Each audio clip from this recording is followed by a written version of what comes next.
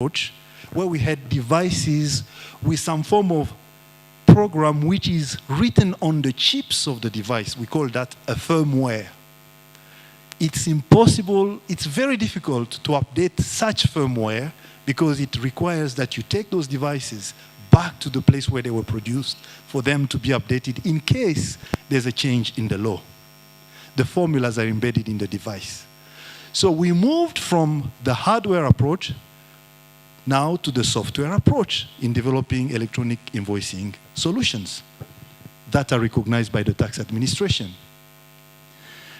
The installation of the EBM software in any computing device, it could be a tablet, it could be a laptop, it could be a desktop, it could be even a smartphone, as long as you can have an internet connection. You can do that today as long as that device satisfies a minimum set of technical specifications. This is just an example of the devices that are used today for EBM. People who have already their devices, their smartphones, people who have laptops, as you can see, I did mention it, desktops, tablets, and even specialized point-of-sale devices, which have the Android operating system, which is very common. They can use our solution. It is offered for free. We don't ask any money on that one. But this is just one aspect of answering to the problem. For some of our taxpayers, they had their own invoicing systems. So what we do, we don't give them the invoicing system. We give them a small module that they integrate to the invoicing system, which allows them to link their existing invoicing system to our server on the other side. This middle layer, we just ask them to fulfill certain requirements of data transmission at the moment of transaction.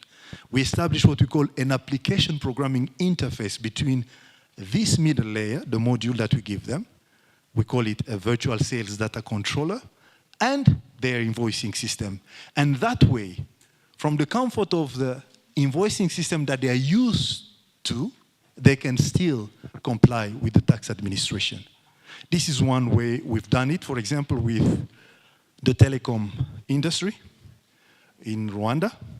They send us all the data using a virtual sales data controller. It's one way of doing things, an alternative. So I think that's the point I was mentioning there.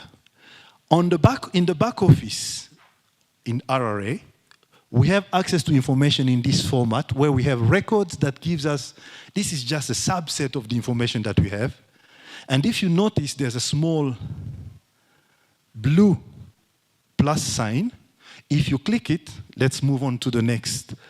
You will see immediately the format in which the invoice was produced. The actual invoice is given to you.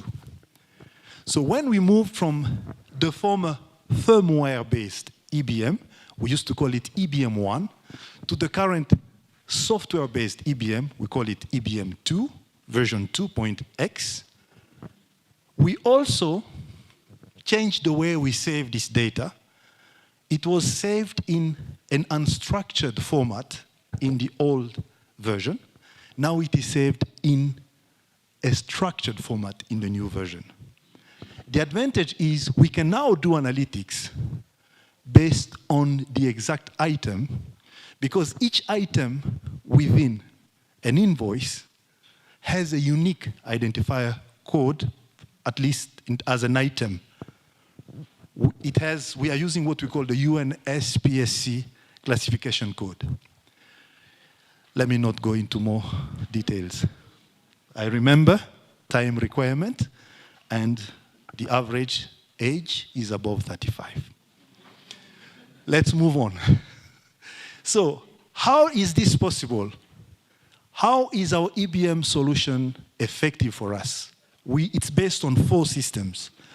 On one hand, we have our single window system, which controls all importations. Each importation receives a unique identification number, and therefore it can feed into the VAT declaration process. We can check the veracity of VAT paid on importation because of the single window system. We've got the EBM system itself, the client systems, which generate transactions on a daily basis, on a second basis.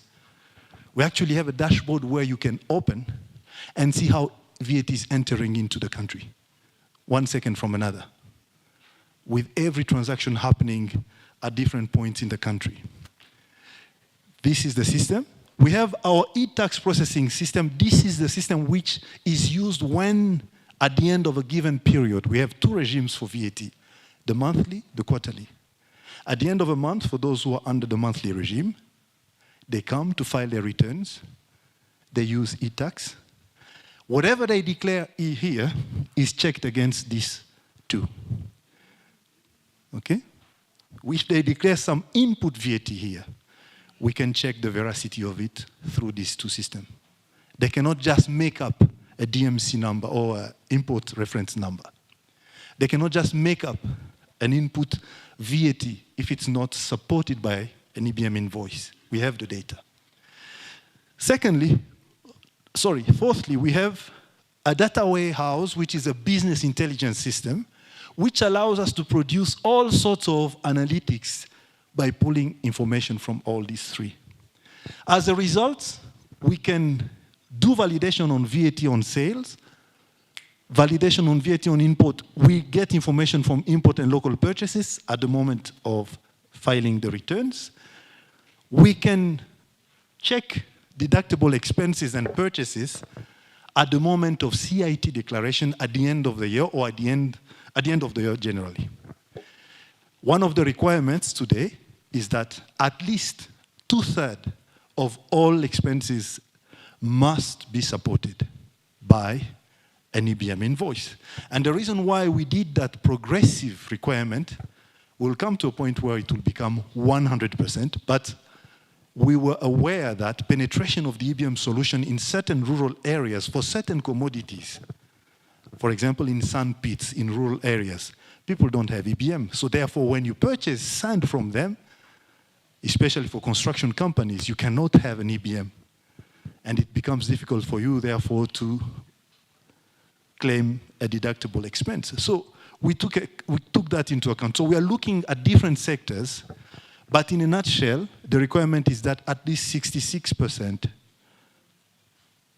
of deductibles must be supported by EBM. Move on. So the benefit of collecting all this information on all commercial transactions is that we can do some data matching. We validate your VAT input on import and local purchases. I sort of mentioned this. At the end, this can help us check quickly. It expedites the process of auditing for VAT refund. It has eliminated from our corporate risk management department the need to go on one by one and try to find out. Certain risk rules have disappeared. The risk consisting of detecting, for example, a false input has disappeared because no input is accepted if it's not supported by EBM. So we've reduced the work internally, and we've reduced the processing time for VAT refund. Our problem currently in Rwanda is not so much that it takes us long to audit for VAT refund, it's rather the availability of the money. I guess it's a bit everywhere. So validation of the sales, this is where we check that there is not an underestimation of the output, the VAT on outputs. We have to make sure that with every declaration, the taxpayer declares at least on the output side an amount which is equal to everything we've registered through their EBMs. So if they declare something more, okay, we accept it. But then it's strange, how didn't we see it? How did that sale happen? So that becomes a risk rule. We have to check into that. But we do accept it. That's it. Same thing happens not only at the moment of VAT returns filing, but also for CIT. The very first line in our income tax declaration, annual turnover, we check it against all the year's transactions. It has to be at least above. Can we continue? And same thing, I did mention it, the validation of expenses and purchases, the deductibles in your income tax declaration is done using the data we collect through EBM. Next. Now, it's good to have the data, but it's very paramount to develop a consistent platform for analyzing that data. You'll see on the top there, data science report. It's really data analytics report if you want. We have a data science team that does this for us.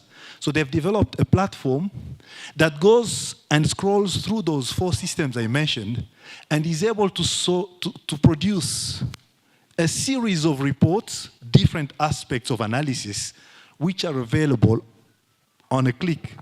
Just with a click, you should be able, sorry. I hope it wakes up someone. So all these reports, I wouldn't have time to go into each and every one of them. For example, I'll give you an example. The very first one, canceled invoice and yet they were claimed. This is a report where someone would produce a valid input at the moment of filing their returns. They were still valid, and then later on they cancel it. I don't know if you understand what I mean. So this is one of the cases. This report helps us detect people who have that practice. It's a risk which we are following, and you have to control that. As I was saying to my colleague CGs, you develop a solution, but taxpayers are so ingenious, they develop ways to circumvent that solution. They try to avoid it. I could go on one, but it would take us much more time than I could give you. Suffice to say that there must be a strong program for data analytics if you really want to gain the advantages of your EBM system platform. Same thing in the risk management department, we've developed a series of new risks which are based on the data that we are collecting through EBM.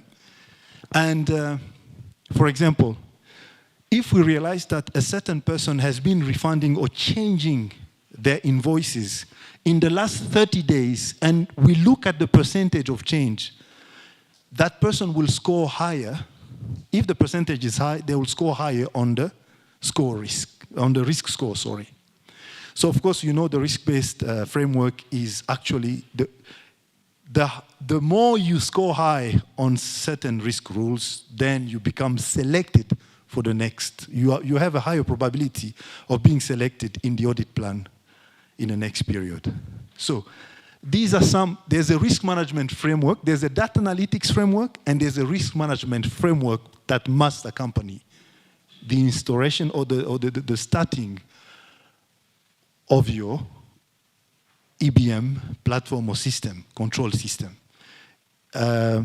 Again, it will take us too much time to go through all of that. Now, this is one of the a screenshot of the EBM risk rules portal that we have developed. You can see through month after month the evolution of different types of risks according to the number of taxpayers. This is 60,000 for those who can't read, 20,000, 40,000. So we can see that the number of taxpayers is growing, but you can see that the high risk, the taxpayers who are falling in the risk management framework in the category of high risk taxpayers is also growing considerably. Especially here in this month, we could see that there were many. And then the low risk are the majority in green, and then in the blue, it should be, I don't know what is blue here. It should be the medium risk. The medium, yes, that's it. I was reading there, and I was confused. The blue are the medium score in terms of risks. And this is classifications of our taxpayer based on their ISIC code, the Industry and Service Code, international code. We look at which sectors specifically where we see the high risks, the top 10 riskiest categories, and we classify them, and then we can develop specific rules for those ISIC classes, okay, categories. Move on. As a whole, since 2013, We started with 1,023 registered taxpayers. Up to this point, 2019, we only dealt with VAT registered taxpayers. There's a law that was produced in December 2019 that opened up the field and said, even non-VAT registered taxpayers are now required to use the EBM. Whether you're on VAT or not, that doesn't change anything. You want to sell something in Rwanda, acquire an EBM. We need to have visibility on your business. That, on one hand, will help us put you in the proper bracket for your income tax declaration because we'll have real data about your turnover. And it will also help us detect those who should mandatorily be moved into the VAT registration category. According to the law, we have the threshold of approximately $20,000 per year or 5,000 per quarter. Once you hit that amount, you're required by law to enter into the VAT registered category. So you can see that we went from 1,023, and 10 years later, we are 80,369, and it's still growing. Why? The bump came here. When the law changed, 2020, we did not implement quickly. Remember here, there's also COVID. So 2020, most of the time we were in our offices. I mean, in our homes. We couldn't go and check so much. But after that, look, almost double. You can see that something is happening here. The taxpayers have an eye that is looking at them now. We can move on to the next. VAT collection and VAT tax expenditure. You will notice that in green we have the VAT expenditure, the VAT which we forfeited because of specific policy programs that have specific political reasons why they are there. Maybe to foster investment into the country, to attract investment. It's been growing also steadily, as much as we've seen our VAT grow. So I think from some of the slides we saw before, Rwanda is probably one of the most invested in tax expenditures of all the countries in EAC. In terms of tax expenditures, the proportion that we give is really high. Total revenue collections, this is just our collections as a tax administration. It would have been more interesting to see, we've hit the target systematically all the years with the exception of this year, where we were below target. We were at 97%, but most of the time we are above 101%, 102, 103. So this was the year of COVID, and we were not able to reach our target here. But the rest of the time, since the implementation of the EBM program, we've been on target. So it's a tangible result, and we believe that we cannot say that it's the only reason. There are so many other reasons, but it's definitely contributed to help us reach our target. So what's the way forward? When it comes to business transactions, we don't have to worry so much because businesses themselves ensure that they receive their invoices in the right amount. So compliance is higher there because they need that input invoice for them to claim their VAT on input. For business to business, we don't have a problem. When it comes to business to consumer, to end consumer transactions, that's where EBM becomes so interesting. But unfortunately, that's where we see non-compliance most of the time. Citizens come, buy, don't ask for their invoices. Or even when they ask, it is given to them with a lot of difficulties. So they get discouraged and they leave it. So to address this, we've started a lottery program many years ago. The problem with lottery programs is at the beginning, they're very successful. Then when people realize that the probability of actually gaining something is so small, they cease to think of it and it goes back again down. So we've moved on a policy-related kind of measure with the VAT rebate program, which is in the revised VAT law under the desk of the Minister of Finance. Hopefully, if it passes, that law says that on any VAT paid by a consumer, 10% return comes back to the consumer. So we've built the system to allow for the management of that 10%. Either it's pushed back into their mobile wallet, they will choose whatever they want as the recipient of that return in terms of VAT. It either goes into the mobile wallet or it goes into their bank account, but there's a portion that goes into a fund we call a Better Future Fund, Ejo Heza Fund, which allows them to spare or keep some money for the future. It's some kind of, what do you call that? Saving scheme for them. So we are intensifying compliance enforcement through data analysis. So we are beefing up our data analytics team with every year, developing more analytics, developing better reports to help us detect those who are really troublemakers, non-compliant people. And we're also beefing up our compliance enforcement through collaboration with the police, the stick and the carrot. We can't avoid it completely. We're trying to move from being simply perceived as an authority, mamlaka, to a service provider. But there are certain things we can't avoid. As a tax administration, we still need to enforce the law if people are non-compliant. So we enter into partnerships with the police and especially the revenue protection unit of the police.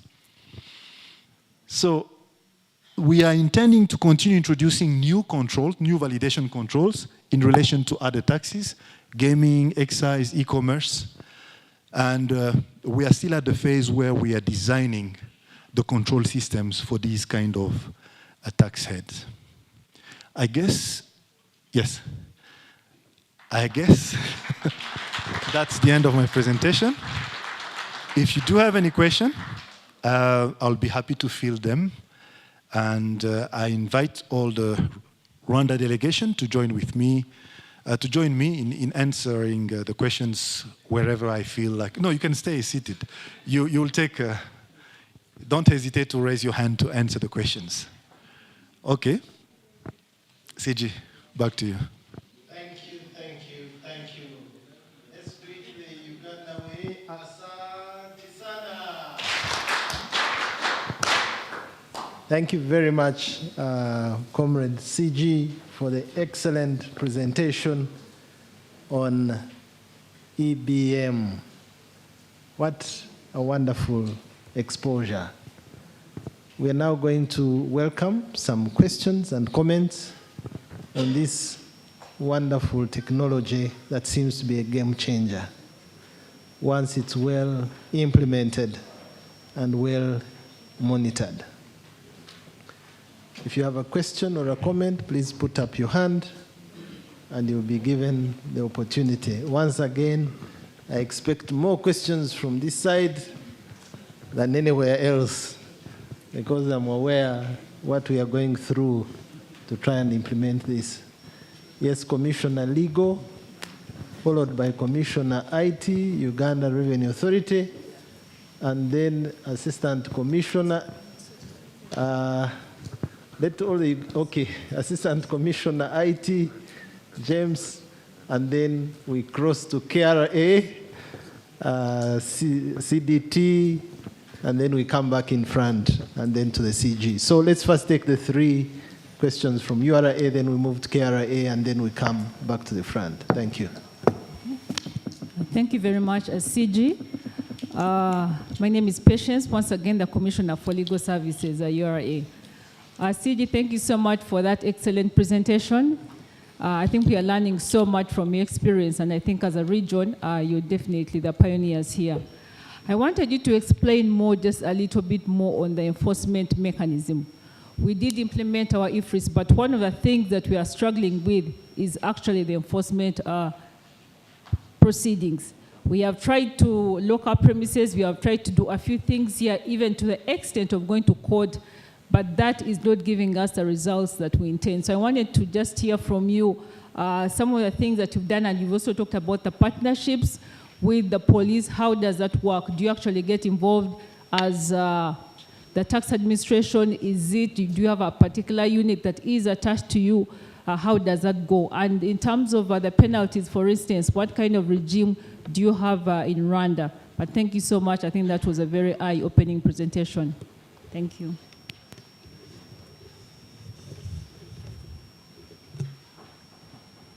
Thank you, CJ. Robert Mutebi is my name again, Commissioner for IT and Innovations. My questions are two. Number one, I definitely believe that the goal is to have 100% penetration in terms of EBM usage wherever transactions are happening. And you have multiple channels that you're using, the mobile channels, what you call the virtual controller and whatever else is in the portfolio. I'm just wondering which is the easiest, especially for the bottom of the pyramid traders. And therefore, what advice would you give us who are just starting in terms of the options we should take? Number two is that everyone likes input. And because of that, we have cases here of people trading invoices that are fictitious. What are your strategies and how are you dealing with this in your market? Thank you very much. Thank you very much. Thank you very much, Commissioner General, for this wonderful presentation. My name is James Odo, Assistant Commissioner in IT. My question is, you have mentioned about the fiscalization of imports using the single window system, generating the import reference document. I want to know if you have the same for exports. And if that is the case, how are you handling that fiscalization for exports?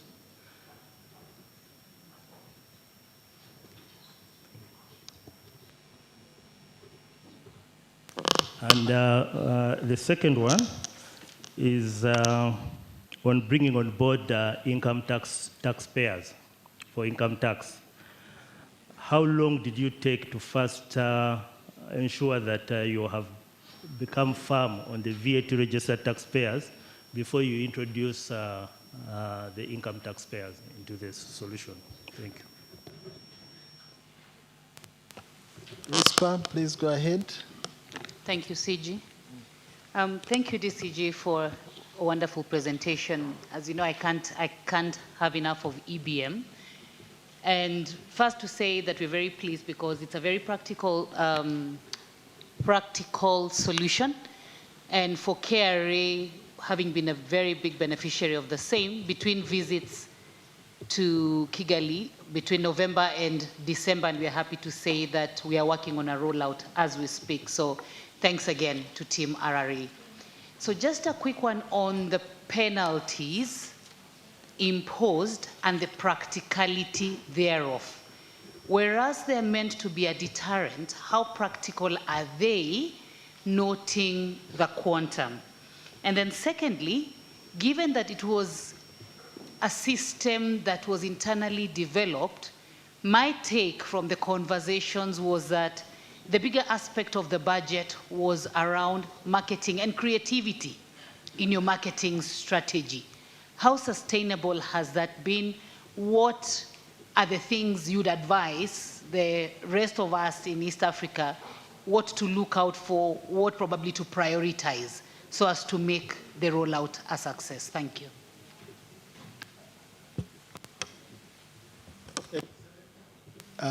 To the front, yes, please.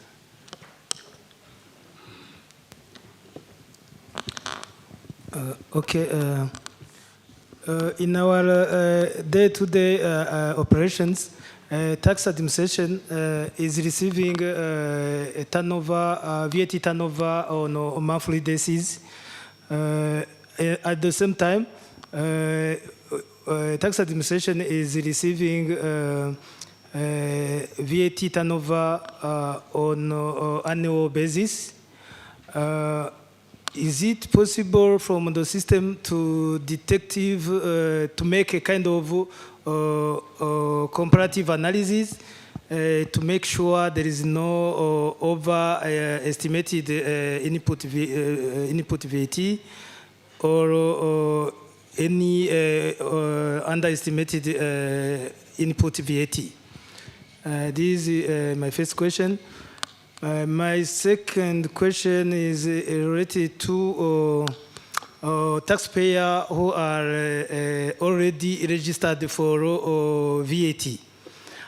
Is the system able to detect if a taxpayer is invoicing with VAT without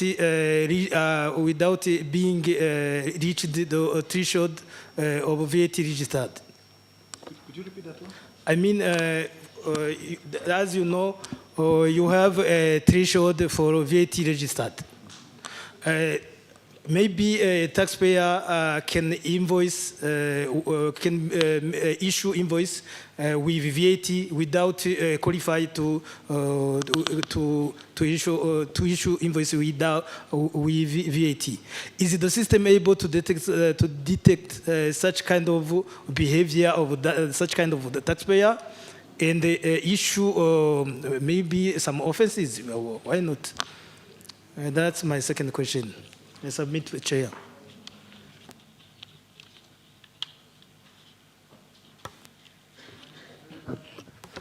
Do you want to first answer these ones, then we come back? Yeah, before I get completely OBR confused. will be next. Yes, thank you. So let me start with the questions which seemed maybe easier to answer on the go. I'll start with the Secretariat member here. Yes, the very reason why we've established the EBM solution is for us to be able to have a control on VAT declarations. So with the data that we are collecting on EBM, we can actually check that someone is not overestimating their input, because every single input corrects. We check the invoice corresponding for that. And we don't check with them, we check from the output of the person who sold whatever they bought here. So we have the information.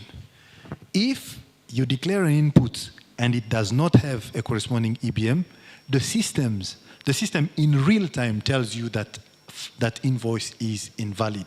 Sometimes, as a consequence of that control, it helps us detect people who are trying to evade declaring the output.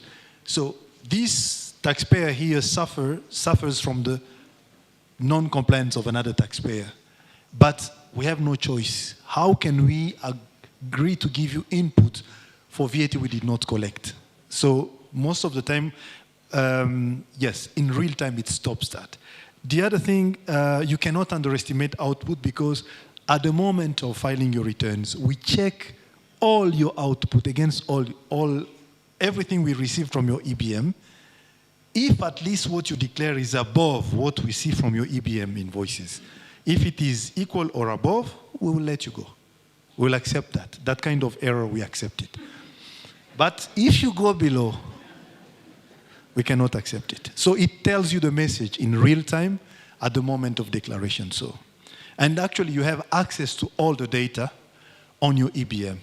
Even from our platform, we can give you access. So you can check against that. So what we are trying to move on, maybe I didn't tell everything here, is a situation where we pre-fill your declaration and you just, in the next version, where you just have to click and say, okay, I accept. You'll find all your input, all your output. If it corresponds to everything you want, you don't have to suffer, just click, declare. So that's where we are. Concerning the possibility of a person who is not VAT registered for issuing an invoice, for collecting VAT basically, that's not possible, because there exist versions of the EBM solutions. The EBM solution. There's a version specifically for non-VAT registered taxpayers. These versions cannot collect VAT. They don't allow you. If you are still in the bracket where you are non-VAT registered, if you are there, the version you receive does not allow you to collect VAT. The invoice cannot show that you collected VAT. So it's just the way it is. It blocks you. So I'm going from the last to the first. Coming back, I think, Commissioner Rispa, we thank you for your enthusiasm about EBM and the excitement that it creates in Kenya, in KRA. Well, you asked a question which is sort of similar to what we heard from the Commissioner Legal here in relation to penalties. How practical are they? In our law, I think one of there's a warning. there's certain gradation in the way we deal with compliance issues in taxpayers. We can give a warning when we catch you issuing, not issuing EBM invoices first. That's one. But the first penalty is we can actually give you a penalty where you have to pay 10 times, up to 10 times the value of the VAT you should have paid, you should have collected. You should have collected by issuing the invoice, up to 10 times. But I think the highest level is we can actually close your business for 30 days. And if there is recidivism, we can actually close indefinitely your business. So it's a bit, those are the practical. Now, how does it happen?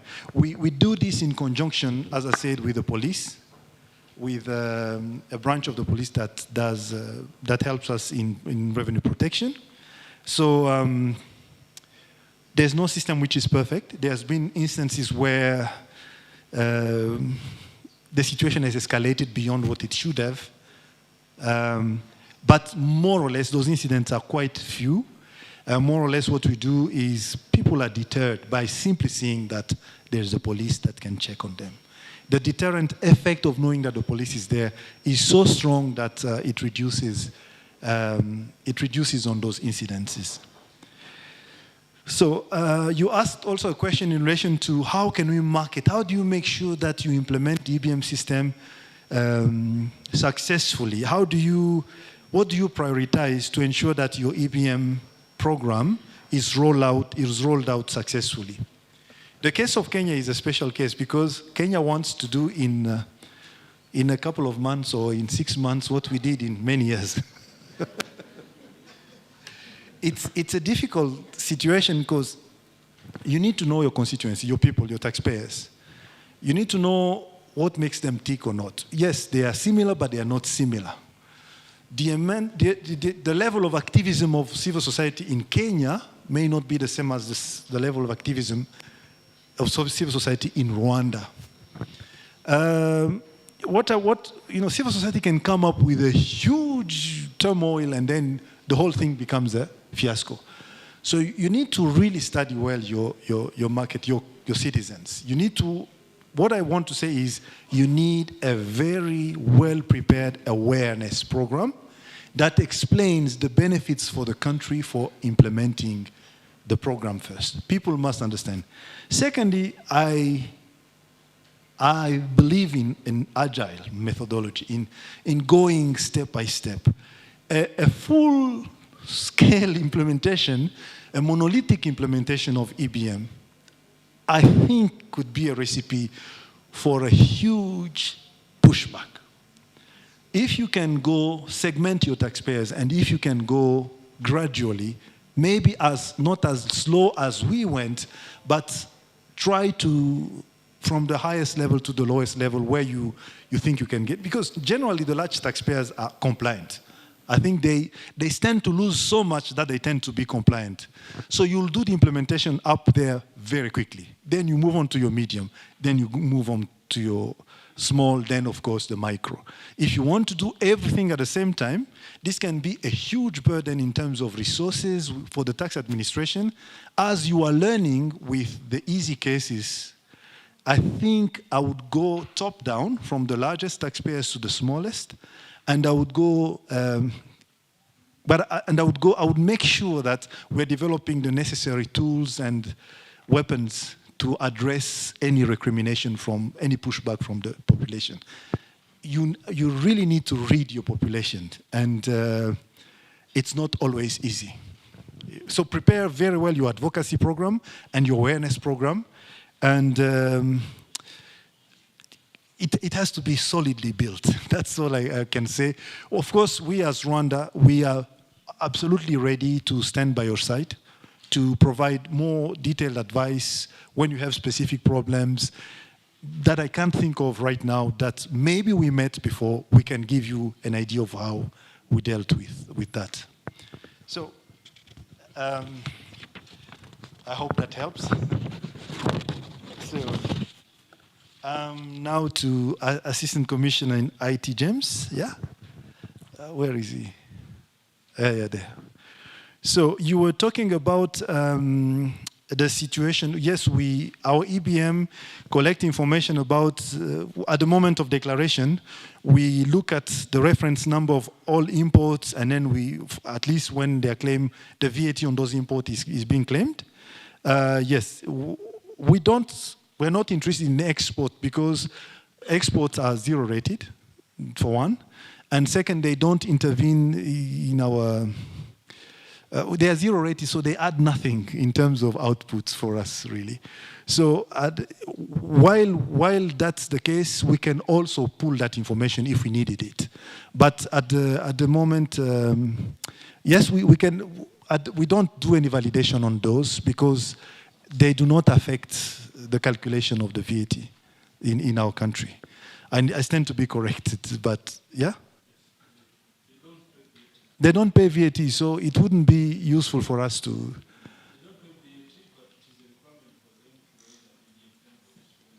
Yes, yes, yes. They do not enter into the calculation of VAT, but it's a requirement for them to mention them in their declaration. We just mentioned them. Yes? Any additional point?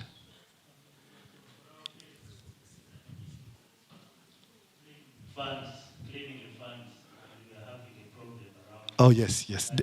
Yes. Probably, since you have also introduced the income tax, yes. that means you also need that information. I'm coming to income tax. Okay. So yes, we need the information. It is declared, but it does not enter. I'm not aware of a validation rule that we've established on those because they don't change. They don't really affect the calculation of VAT that we have to collect. But if you declare them, of course, then later on during the income tax declaration, you can claim that information for your benefit. So how long did it take before we started introducing control based on EBM in our income tax declaration? If I'm correct, that's what you said. Well, we started first with the inputs and the outputs validation.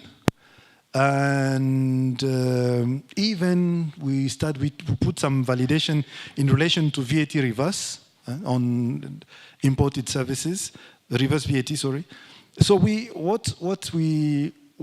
only came up the first year in which we did validation based on EBM invoices on income tax is actually last year. Was it? Last year. That was, sorry? 2021, 2020, 2021. That was the first year that which was declared, of course, in the fiscal year 2021, 2022. It was last year, basically. That's when we did it. So it took some time. I think we first of all had to make sure that the penetration of the EBM solution was large enough. Because how can I start asking people to produce EBM invoices for all the expenses if I know already that in the country EBM is not fully penetrated? So you'll need to assess for your country, and I don't say it's a formula that will work for everybody the same period. Maybe Kenya can do it in 2 years or in 1 year, because Kenya is going much faster than us. And they don't have to repeat our mistakes. They can learn from us and go much faster. So Commissioner IT here, yes, Uganda. Yes, communicating, you asked a question in relation to what kind of strategies we use to fight against the issuance of fictitious invoices on EBM. Fictitious invoices, these are fraudulently established invoices, people who sell invoices. Let me explain the problem so that people can understand your question. This is someone who comes to us, acquire an EBM legally, they acquire the EBM legally, but they they don't have any transaction, they just produce a certain invoice which looks legitimate to someone, and that invoice has a certain amount of VAT which can be deducted by the other party as input.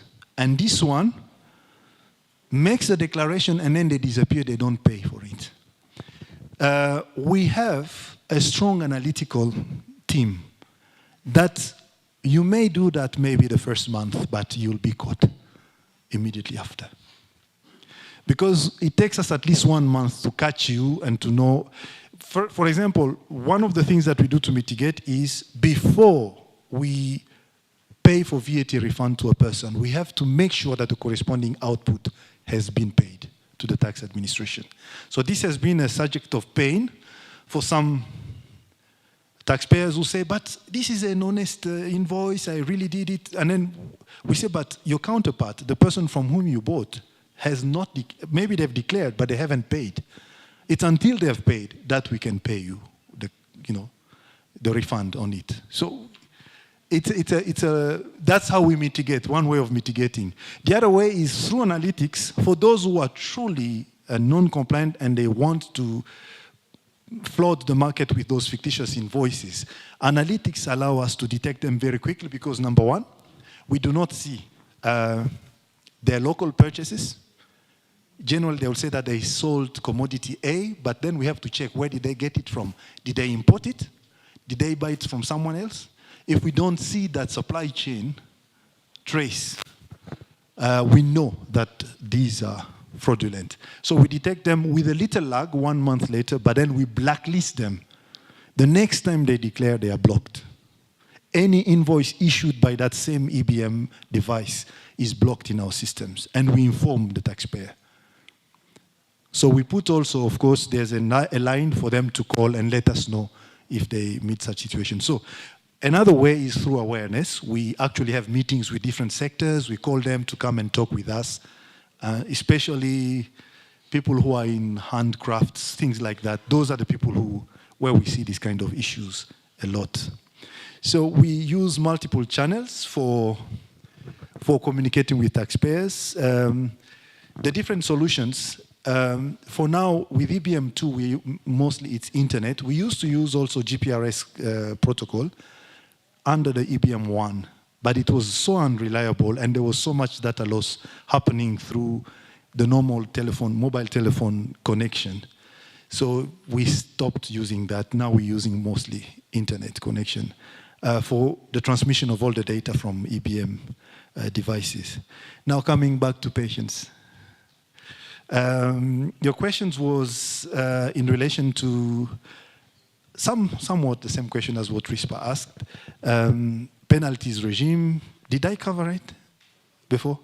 Did I talk, the fact that if someone is caught in a non-compliant situation, they can pay 10 times the VAT that they were trying to evade, and then ultimately they can have their shop closed completely for a period of time. For 1 month, it can be extended or it can be the business can be stopped completely. So, and then we partner with the police in doing that. Now we are trying to partner with the citizens through those other programs that I mentioned, VAT rebate. If citizens can now become the ones that start enforcing the issuance of EBM invoices, we believe it's the much better way to do it. Because the culture will change. People will feel they have something to gain by asking for their EBM invoices. And if you want to stop them from getting it, they will report you. They become our agents. Unwittingly, they become our agents. So, but of course, if you need more clarifications on those questions, on the penalty regime, of course, we can give you the law references and so on. And then my people are much more tooled to answer that, I think. Our staff, yes. Thank you. Those were all the questions. Thank you very much. Now let's just quickly go to the second round, final round, starting with the CG over here.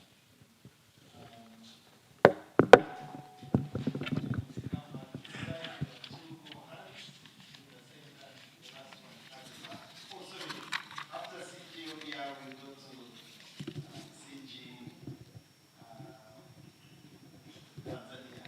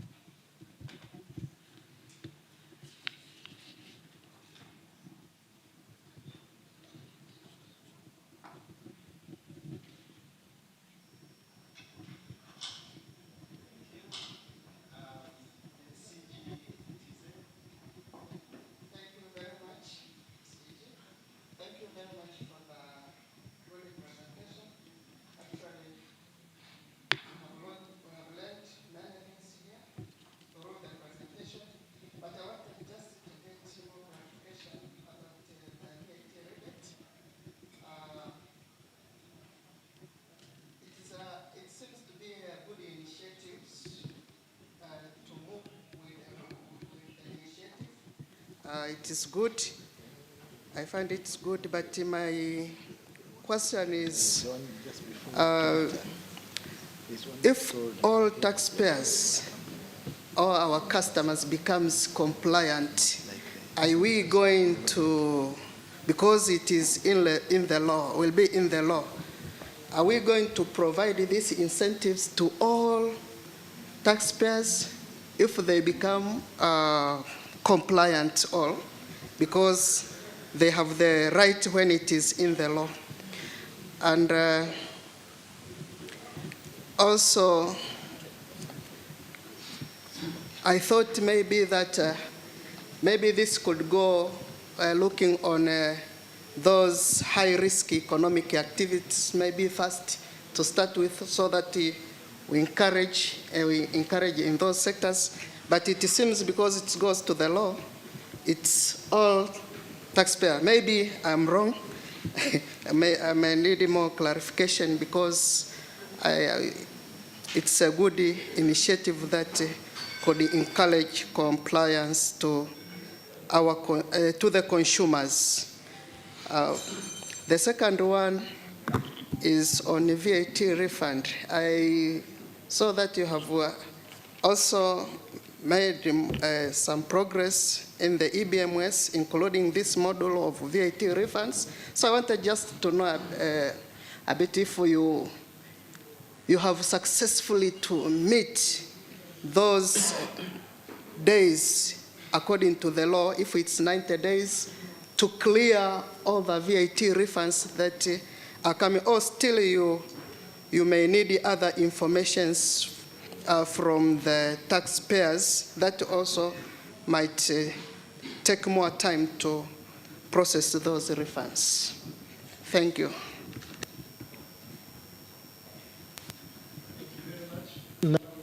Ido, there are two hands. Yes, please. And then at the back, the two last hands. Thank you for the presentation regarding the EBM. My question is focusing on one of the advantages of the EBM, which you said is that it has reduced the need for audit. I want to, this is the audit for VAT or for CIT? But if it's for CIT, corporate income tax, you have said that the system, it allows the deductible expense for income tax. But as far as I know, for income tax, incurrence is one of the cases. Then the second case was that cost being used for the production of income in that particular. So how does this system assist on the side of the verification? If yes, it has been incurred, but was it used before being deducted to when computing CIT? Then the second question relating to CIT, the question, the system has focused much on the VAT, as you have said that on the side of the export, no much effort is put there because they are zero-rated. Then on the other side, we have some of the cost on the item, which is incurred on item that are being zero-rated. They have been exempted for VAT at the time of importation. The experience has been that most of the taxpayers have been taking advantage on items that are being exempted for VAT at the period of importation. They have been inflating the cost, and our officer that when checking for the importation, they have been not focusing much on this because they have been exempted for taxes like VAT, import duty, and excise duty. So I want an assurance. How do you put an effort from the importation side up to the point where these costs have been declared in the EBM that are not inflated so as to affect at the time of deducting the cost when computing corporate income tax? Thank you.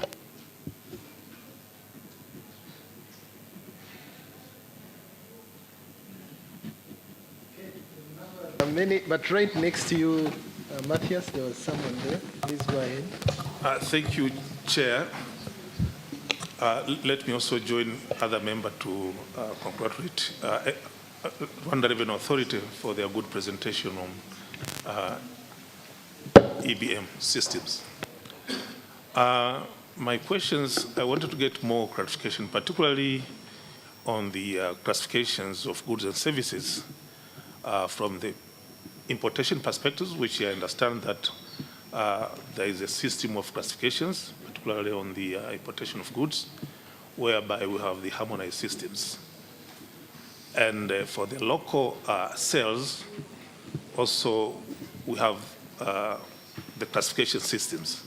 So I wanted to know how they do correlate these two classification systems in order to track the VAT declarations from the point of importations to the local sales and the challenge which they have been facing. Thank you.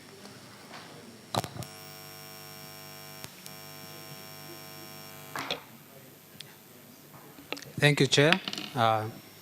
Thanks for very good and informative presentation. I have only one issue for clarification. I was trying to see if the EBM does the stock taking of the items at different stages, importation or local produced and services. Thank you, Chair. Then Lydia. Yes. Thank you, CG. Thank you, Commissioner. Wonderful, for the wonderful presentation. My name is Hassan Wasaja from the English team. I have a clarification. I would like to help us and share your data structure in terms of the teams that you have that are supporting the data analysis. In terms of the number, how many are they versus the 80,000 taxpayers, the experience and the training. Have they gone through certain training? Are they using a specific tool that is part of the EBM, or they are using a certain algorithm that runs that data to quickly give them insights such that they can focus the team and quickly act on those insights? Thank you. Lydia. Thank you very much, Chair. Mine is a question, general, because first of all, I would like to start by thanking CG Rwanda and all the previous people that have made presentations on critical initiatives that are supporting business and revenue organizations. Mine is whether we are focusing ourselves as EARACG for the East Africa Revenue Authority regarding the people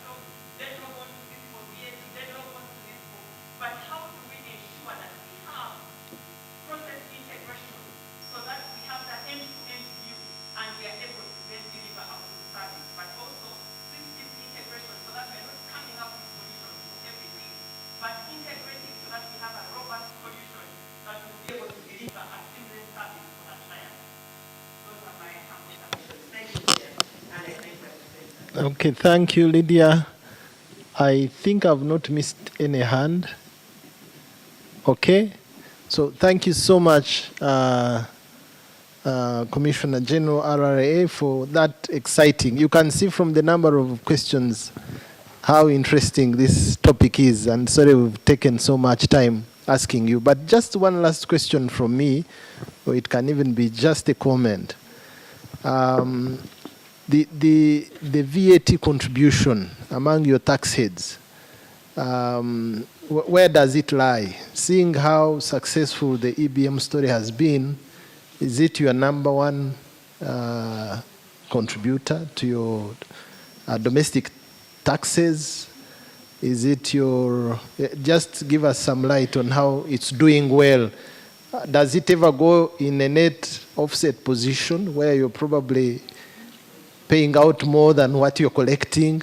What is your experience from the time you implemented this? How has VAT grown? I know you noticed the slide was not there, but if you have some general comments about that, and maybe when you have the figures, you also share. Thank you.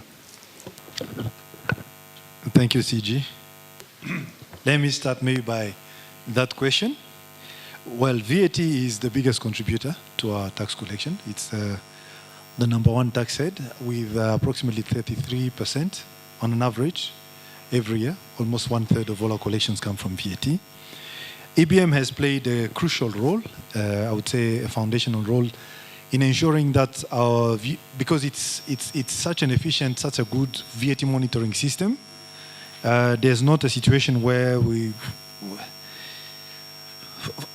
let me just give you what we realized, for example, as of now, is that we used to retain 12% on all our VAT collections last year up until the 17th of January this year. 12% of all our collections was not sent back to the Treasury. We kept it for refund. But quickly we realized that there was accumulation of the stock of VAT refund arrears. So after long advocacy that has lasted years, now they have raised it to 15% since then.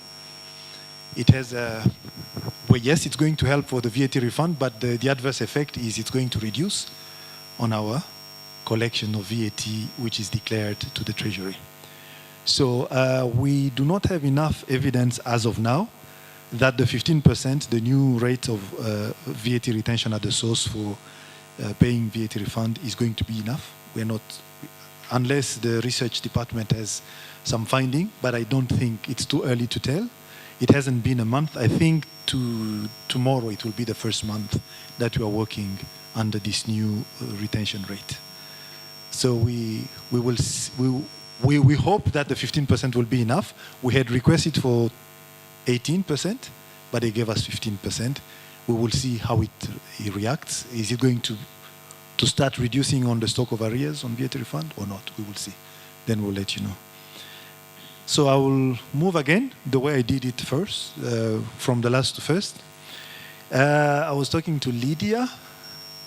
Yes, Lydia had two very comprehensive, huge questions. It's quite evident that in my presentation I couldn't give all aspects of project management that accompany any initiative of this sort. When you bring change of this kind, these are multi-year projects. These are projects that request a lot of preparation, and there's a lot to be done in terms of cultural transformation within our employees and awareness program and education with the taxpayers to ensure the sustainability of the project. So what do we do in terms of talent retention? One thing that we did for talent retention is we underwent since 2019 a very profound institutional reform. We may not have publicized it too much in this meeting because that's not the object of the meeting, but we've just come out of, since the 1st of January, we have a new structure in Rwanda Revenue Authority. We've undergone an institutional reform that has looked at various performance gaps that we were observing in many departments, in many processes. We did a very serious and thorough assessment of our processes to see where we are not performing well. But of course, this is an exercise that continues. Don't you think 1 second that you will find one day the perfect organization and design for your authority, for your situation. It keeps changing. Change is the only constant. So you have to be adapting all the time. So we are looking at that. We definitely work on that. This, we can understand, that goes beyond presentation on the electronic invoicing system. So we've just successfully, we've placed the existing staff in the new job positions. We are in the process of recruiting as I'm speaking now. We still have a lot of empty spots, empty slots. I think we've moved from 1,250 employees now to 1,370, which is still very small compared to our sister administrations here. Yes, and then we have a department specialized in capacity building, which tries to take into account the demands from the new roles and build a consequent capacity building plan that will accompany the existing initiatives. Yeah, your second question, it dealt with how do we ensure that the implementation of all these solutions, how do we ensure that it's not creating a plethora of systems and that the poor customer, the poor taxpayer has to face and then get lost and confused in. So how do we ensure integration of our processes, systems, and services for a seamless service, as you said, for our clients? I think the best way of doing this is to have what you would call an enterprise architecture project, which looks holistically at the different systems that you're building in the institution. So we have that. We have a team of people that have been set aside who are working on that. So we are looking at a holistic digital transformation program. We've just finished reviewing all our processes under the new operating model. We've been able to catalog those that are supported by IT, those that are not and cannot be supported by IT, and those that are not but could be supported by IT. So there are two actions that remain for us to do. For those that are supported, is there a way we can improve on the support they receive? And for those that are not supported but should be supported by IT, how can we package projects that will address the gaps that's offered by these processes, which could be automated or digitalized in one way or another. So this is in itself, it's a comprehensive project, a program, by the way, not a project, because it includes many smaller projects. We'll package it in projects. So, and then of course, one of the design principles under that effort is the centricity of our customers. We try to think of the taxpayer as we are building those solutions. We involve the taxpayer as we are building those solutions. One such solution is the implementation of something that we call My EARACG, which is a single platform through which our taxpayers will have access to all their tax accounts against all tax heads. We do not want them to go to many systems. They go in one place and they find everything there. Whether they have to register or whether they have to register for additional tax head, or whether they have to file, to make payment, everything will be under the same platform for them, for all practical purpose. They'll just go in one place, one single sign-on, and they have access to it all. Before Lydia, there was Hassan. I just wrote the name, but I didn't see the face. So I don't know. There he is. Yes. And it was an interesting question in relation to our data analytics team, in which you wanted to get details about the numbers, the experience, the training, the kind of tools they use. This team was established in October 2018. At the beginning, we had a principal data analyst who was a PhD mathematician, PhD level mathematician with a very strong background in data science. So he started with a team of 6 people, but that was the old operating model. Under the new operating model, I think the data analytics team has grown up to 14, something. 13, yes, with the data analyst, the principal data analyst and 12 under him. So the idea here is to have master's level degree, people with a background in analytics, in a field close to analytics. The tool that we use most of the time is Python. And then we also use our business intelligence repository for the data that we use, the Oracle data warehouse that helps us for the business intelligence. And then there's for the training, I wouldn't be able to give you specifics here, but I do know that there's a lot of, we've covered for them course for online trainings for Python, for example. That was a beginning because we had a fledgling force unit. We wanted them to start something, and it has yielded so many results. I can think of billions of Rwandan francs, millions of dollars that we have saved because of that data science unit that we could have lost if we didn't have that data science unit. So if you do want details, we would be more than happy to put you in touch with the head of the team right now, and they would give you all the details. I do not have them off the heart like this. Now, the person who spoke before Hassan, unfortunately, didn't capture the question properly. Yes, who was that? Yes, was it you, sir? Could you kindly repeat the question quickly so I make sure that I answer you properly? It went so fast. Yeah, my question. I hope it's going to be as short. Yeah, was based on the way you do classifications on imported goods. Yes. I understand that we are No, that one is before. It is before him. It is him. Yours, I have it. Yes, yes. My name is Emmanuel from TRI. Yes. I was trying to understand if you are doing the stock management, like when the imported goods come into Rwanda, do you take the information regarding the importation or local produced and specifically and use them during the data analysis, knowing which goods are in and which are being sold within Rwanda? Yes. That was my question. Let me describe for you the process. When something is imported, and I'm answering actually to the question before that, when something is imported, any commodity that comes, you know that in customs they use the harmonized system, HS code. So what happens is when it is imported, the details, especially for business that are in commerce that are selling things, the details of all the commodities that come with HS code is translated into the UN SPSC standard, I think UN standard for product and service classification code, something like that. UN standard for product and services code. So it's a much more detailed classification scheme that came long after HS code. So it has learned from the mistakes of the HS code, if you want, because it covers even services. You do not import services. We do not, I mean, we do import services, digital service tax, but they don't go through customs. Services don't go through customs. They go sometimes online, sometimes. The only way we can import them is maybe online.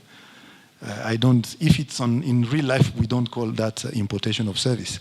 So what I'm trying to say is, yes, at the moment of importation, all the goods that come with HS code, it is translated in, there's a mapping which is done into the UN SPSC code, and that is the information which is sent to our EBM. It is, if you look into those two classification codes, the UN SPSC is much more detailed than the HS code. But since the HS code is international standard used by all customs, we never wanted to change that. We keep it that way for reasons of compatibility with other countries.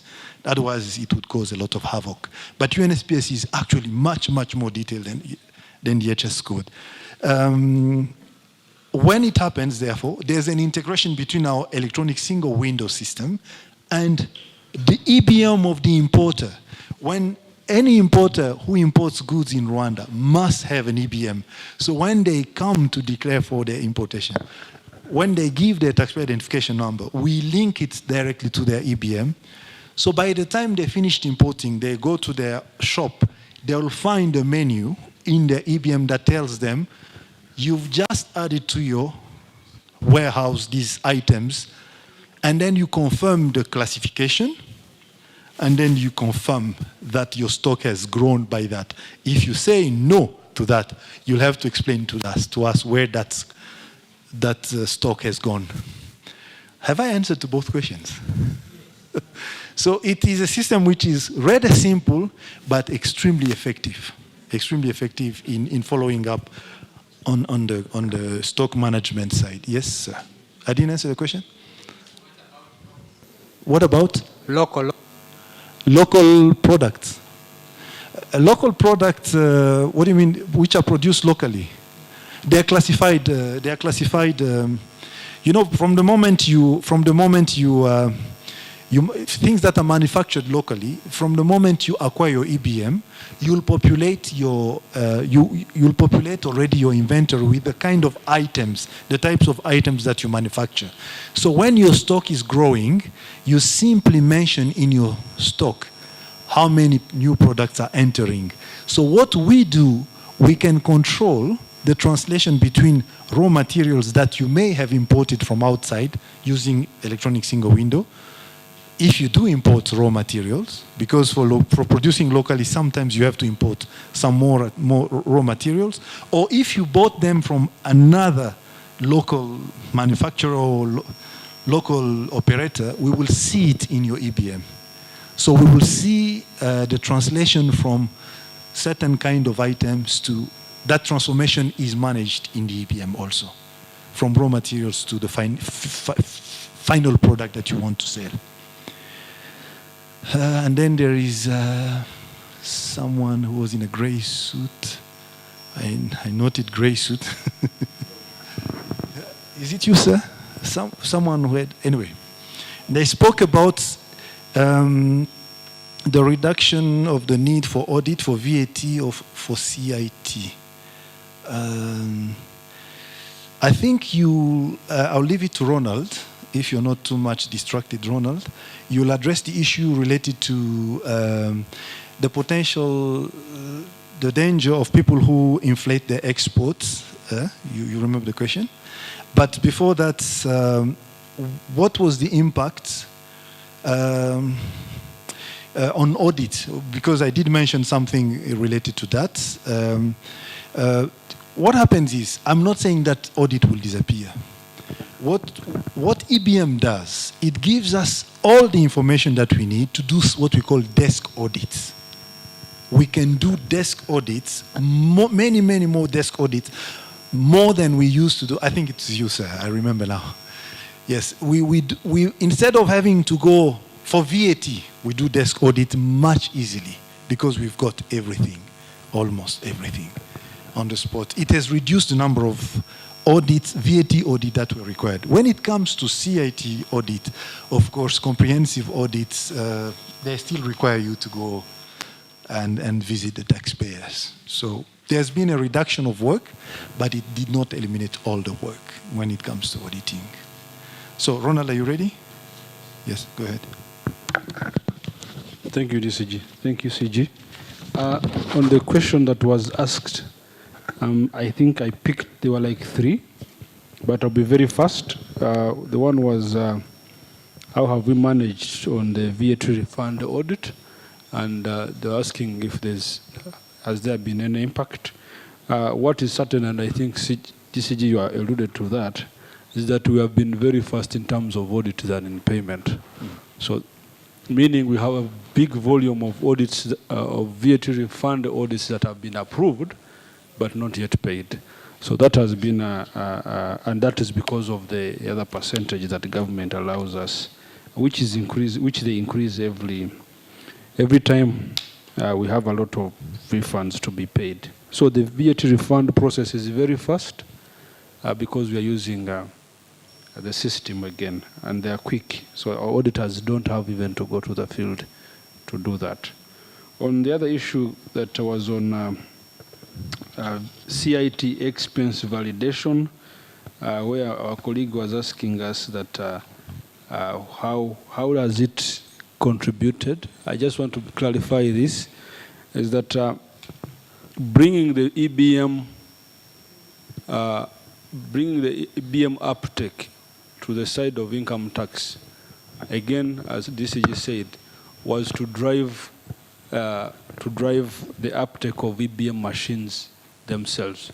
Because after realizing that some of the businesses did not want to take up the EBM, we used the approach of income tax to make sure that now whoever is going to purchase from you has to make sure that you are going to give them an invoice and they'll be able to claim that expense. So having done that, that led also to the spike of the EBM uptake by other businesses, because some of them were reluctant to use EBM. Now, when it came to validation controls, of course, accountants will tell you that certain expenses are not supposed to be supported by EBM, depending on their nature. Here, I'm talking about the CapEx, like the capital assets that are depreciated and what. You can't ask EBM for assets. But what we are certain now is that at least 90% of the operating expenses are supported by EBM first.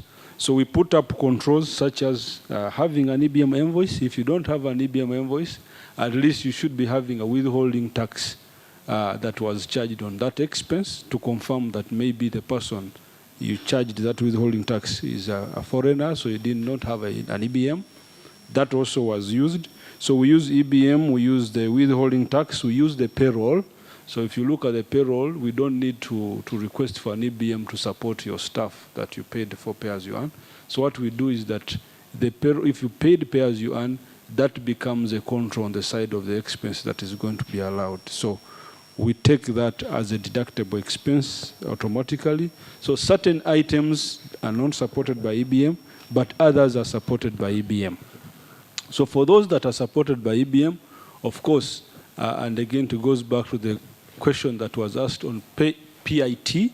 The growth in PIT, again, was a result of that, because now everyone realized that it is important to have EBM invoice to be able to justify the expenses. And in the end, there was a spillover on the incomes of those that were conducting business, because they had to file that as well.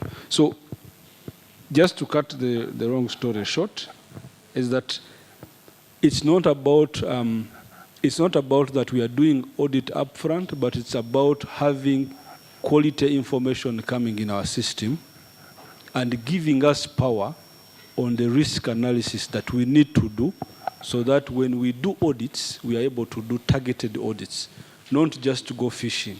So when we do audits now, at least we know that these ones that have got the supported expenses tend not to be very risky compared to those that might play around with the information that they give us. So I would say it's not about audit, it's about having quality information that will guide us in the risk analysis, and that will guide us in the selection of quality audits that we need to conduct and don't waste our resources. And lastly, DCG, if you allow, there was a last question that was asked, how do we manage the overvaluation? I think that was the question that came in. How do we manage overvaluation of imports and customs, mostly on those imports that do not pay tax?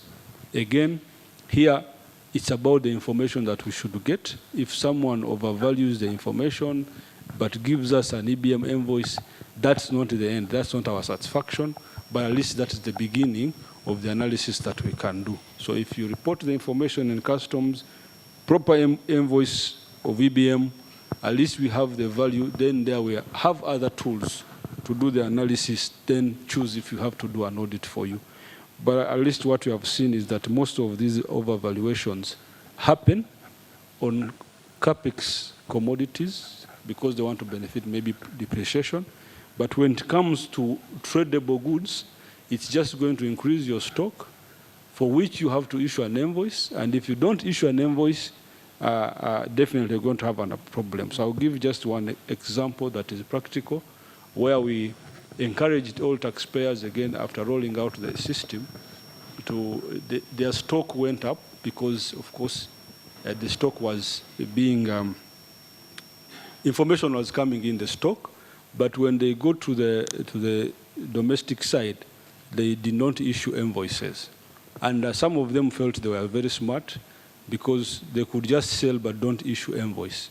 So at the end of the year, we noticed many taxpayers that had stock, that a huge stock, but never had sales. And when we would ask them, they would tell us they did know that these two work together. So what we asked them was to raise EBM invoice on the stock that was in their system. And they did that and paid the money. So what I want to say is that we focus on those areas that are risky, that lead us to tax. Obviously, you can't cover everyone, but at least you have the information to begin with. Thank you, DCG. Thank you. That's the detailed answer from the auditor. So let me come back to my colleagues here, the first two questions that we received. I think the issue about whether we've succeeded to meet legal requirement and 90 days for refund, the obvious answer is yes and no. For the big number, yes, but we are not perfect yet. What he was saying is we've definitely reduced the time it was taking for auditing, but often we are late because we don't have the money. We don't have the cash for paying.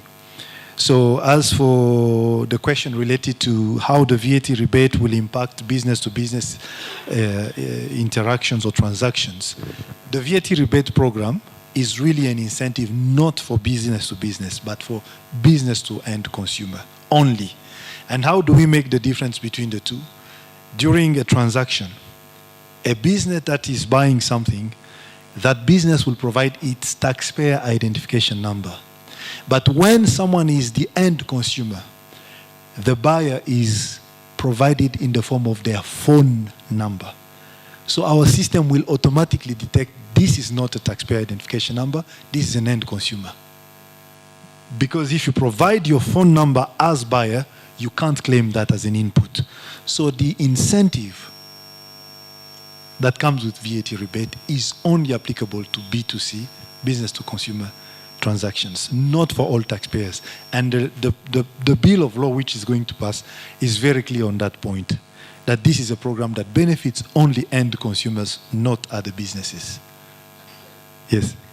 I meant for the consumers. Yes. If they are compliant. Yes. And they know that there is such incentive.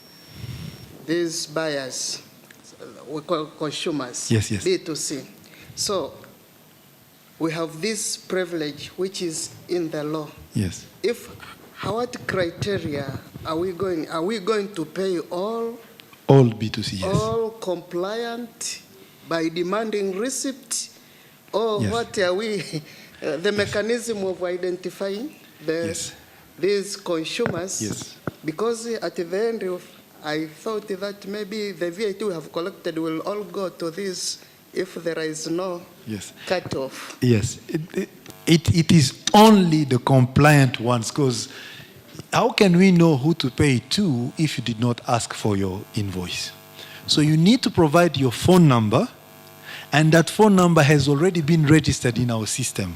You have an account, and we credit that account. The 10% taken from the VAT in that transaction. So it is only those who comply, those who ask for the invoices. It's actually the reason for the whole program, to incentivize them to ask for the invoice. Otherwise, you don't get it. It's simply as simple as that. If you don't ask for your invoice, you don't get it. And if they give you an invoice which is underpriced, you will be the first to cry. Why do you want my VAT rebate to be small? Because it's proportional to the VAT. You will follow the seller. You'll ask him, why do you give me a different invoice? So that's the idea.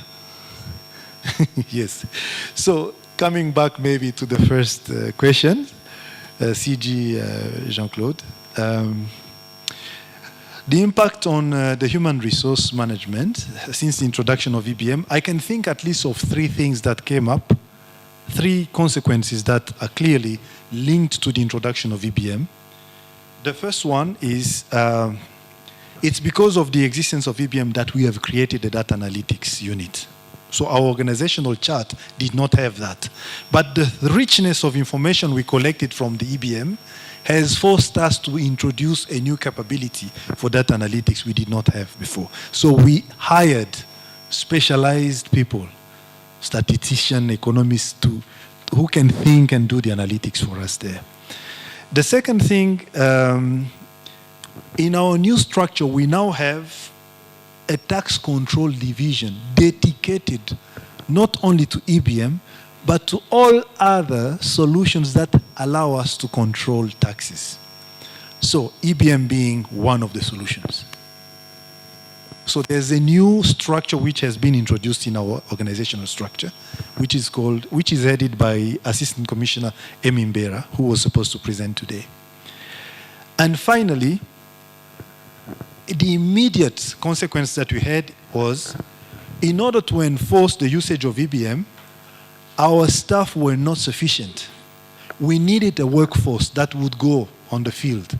So we hired interns, young people who were trained, and these interns worked for short durations of time, sometimes limited durations, 1 year, 2 years, and they were distributed in different districts in the country. Rwanda is small, only 30 districts, and their job was to do the enforcement work in conjunction with the local RRA district office. So those are the direct consequences in terms of human resource management. We could not change our structure immediately, but we resorted to that kind of shortcut. We used hired hand, people who could help us as interns, young people who sometimes didn't have a job, so they found a little source of revenue in doing so, and then they paid payee on that one, and then we increased on our target. So that's to wrap up on all the questions. CG, I yield the microphone to you. Thank you. Thank you. Thank you. Let's do it the Ugandan way. Asante sana. Nadhani wacha tuongeze tena. Yongeza tena. Really, colleague and brother, you've done a splendid job. Thank you. Thank you very much, sir. Thank you. We greatly appreciate. Let me use this opportunity to book you for the next benchmarking visit in Rwanda. Just in case someone whispers to you, let me use the advantage of being chair today. After KRA, we are coming. I'm sure the team of URA have been, they are happy just as I am, because the presentation that we've just had, I think, settles 90% of our headache. And we really thank you, comrade, for the excellent presentation. Thank you for the great participation, all the participants. Let me now hand over to our colleague, Ibra, to take us to the next part.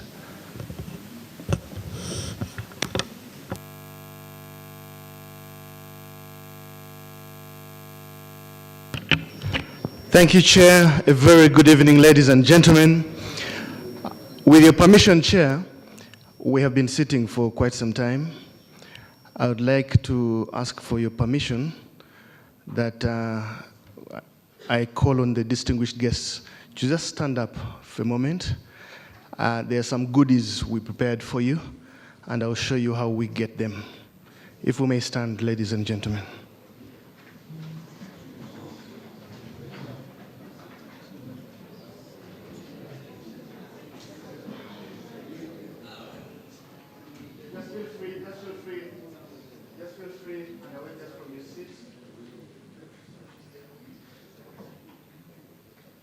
So we have some goodies we prepared for you, but it's up to you to be able to get them.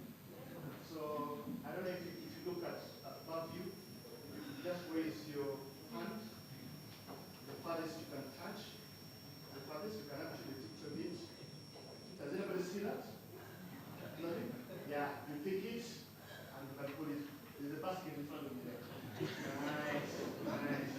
There's one on this side, if everybody can see it. That one, yeah. We take that, we put it in that one. You feel it?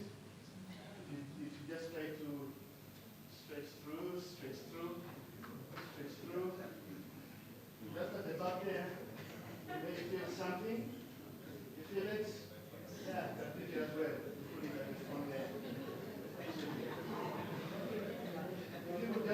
turn to your colleague on the right-hand side and let them know with a handshake that Jean-Louis did a fantastic presentation.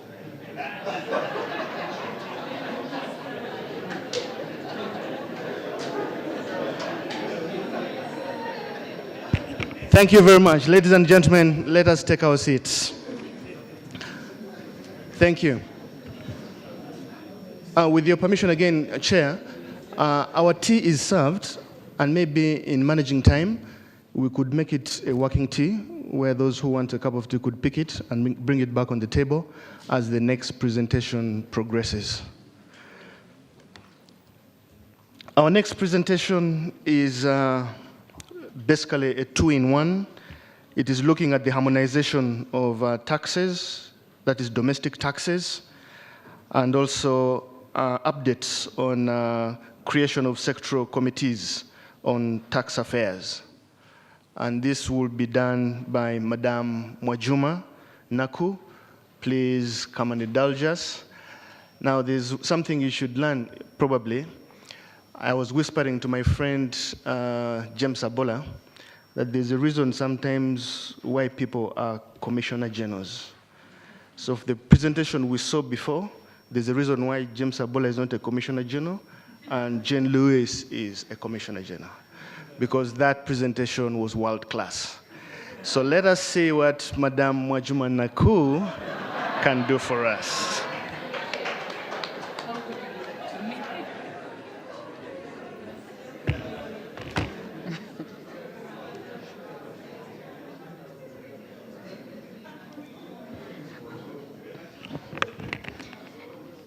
Good afternoon, ladies and gentlemen. Unfortunately, I'm not Jean-Louis, but I will try as much as possible to give Ibra reason to believe that in the near future, I could have the capacity to become the Commissioner General.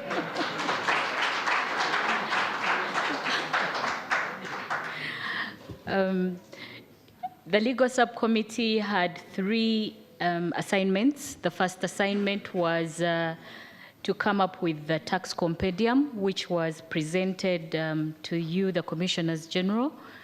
And maybe just to make a little clarification, you will notice that it's only covering judgments from Uganda, Kenya, Tanzania, and Rwanda.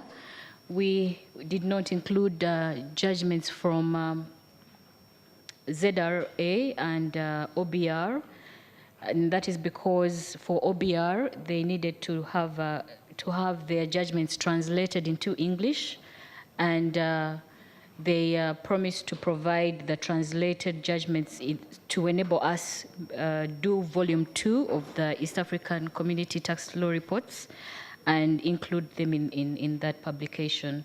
Then for ZRA, we were also informed that we will be able to get the judgments that are covering for that period, and we shall also include them in volume 2 of the compendium.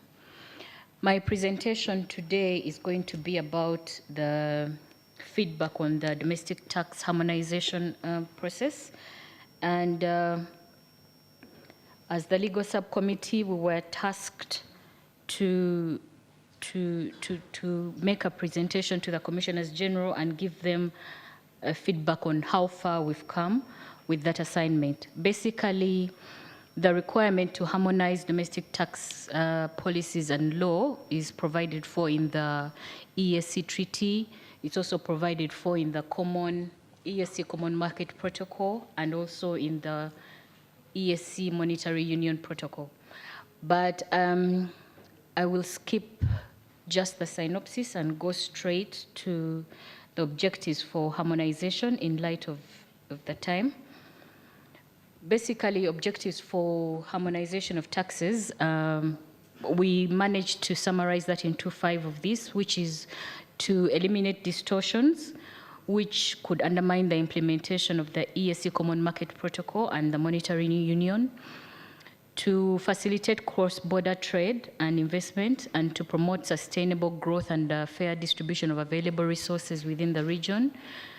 We believe that harmonization will avoid harmful tax competition, which may artificially render one partner state more attractive than the others and would erode the tax base. We also believe that in harmonizing taxes, we will enhance tax compliance and enforcement. And finally, we believe that it will ensure a predictable and simple tax system, which will promote the region as a single investment destination. Basically, the Council of Ministers initially adopted the directive for harmonization of the domestic taxes, and this was done in May 2014. However, this was not implemented, so consequently in 2019, and that was in May, the 38th EAC Council of Ministers considered and adopted the EAC domestic tax harmonization policy, and that was passed. So the Council of Ministers directed the partner states to implement this DT harmonization policy. Consequently, in January 2020, the Sectoral Council on Finance and Economic Affairs of the EAC, which is comprised of the ministers, directed that this policy needs to be implemented in order to and adopted. And so they guided on how the EAC countries would be able to do that.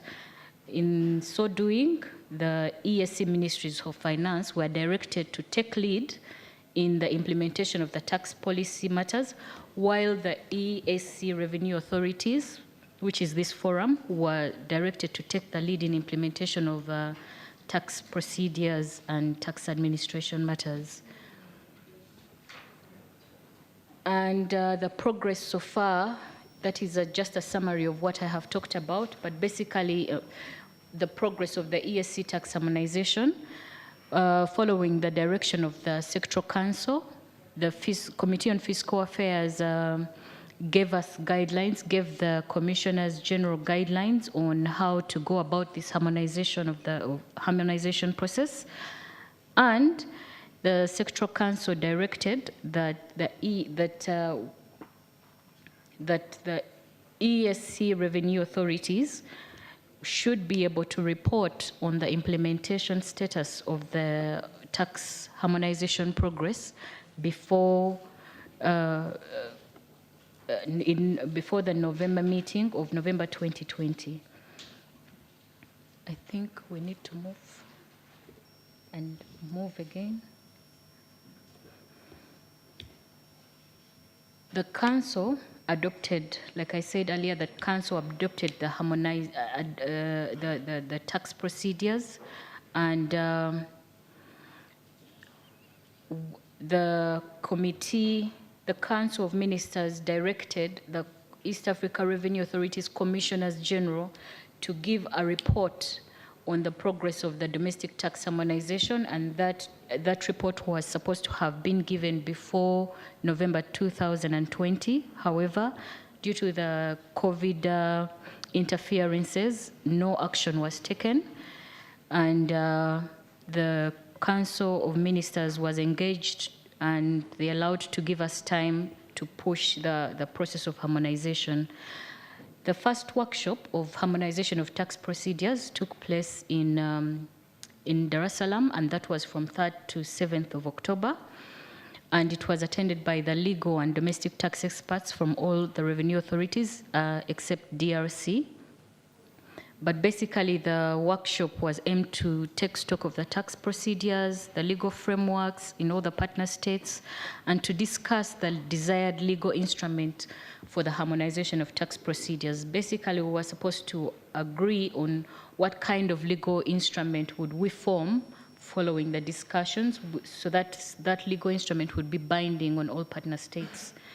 And this procedure was guided by both the EAC and IMF experts, and discussions were held regarding legislations, tax transactions, compliance, enforcement, taxpayer rights, tax avoidance rules, statutory limitations, among others.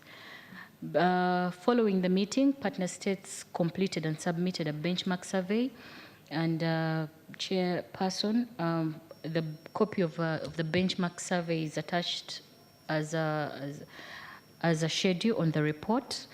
And a second workshop is currently ongoing in Dar es Salaam. This workshop is still aimed at discussing the first draft of the tax procedure, the draft tax procedures.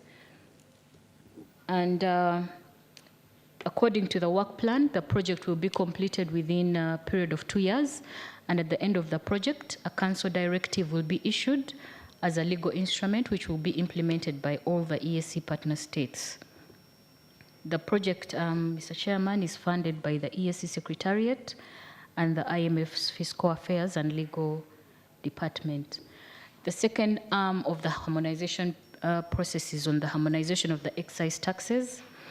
And in this regard, the 10th meeting of the Sectoral Council on Finance and Economic Affairs at the EAC in May 2019 still directed the EAC Secretariat to convene a meeting of the Tax Policy and Tax Administration Subcommittee to develop proposals for harmonization of excise taxes in the region. And following this, a meeting was held in Kigali from 5th to 9th of December, and it was attended by officials from the EAC Ministries of Finance, the Revenue Authorities, the Secretariat, and IMF experts. These discussions were aimed at developing detailed proposals for harmonization of excise taxes and discussions on excise duty rates within the region.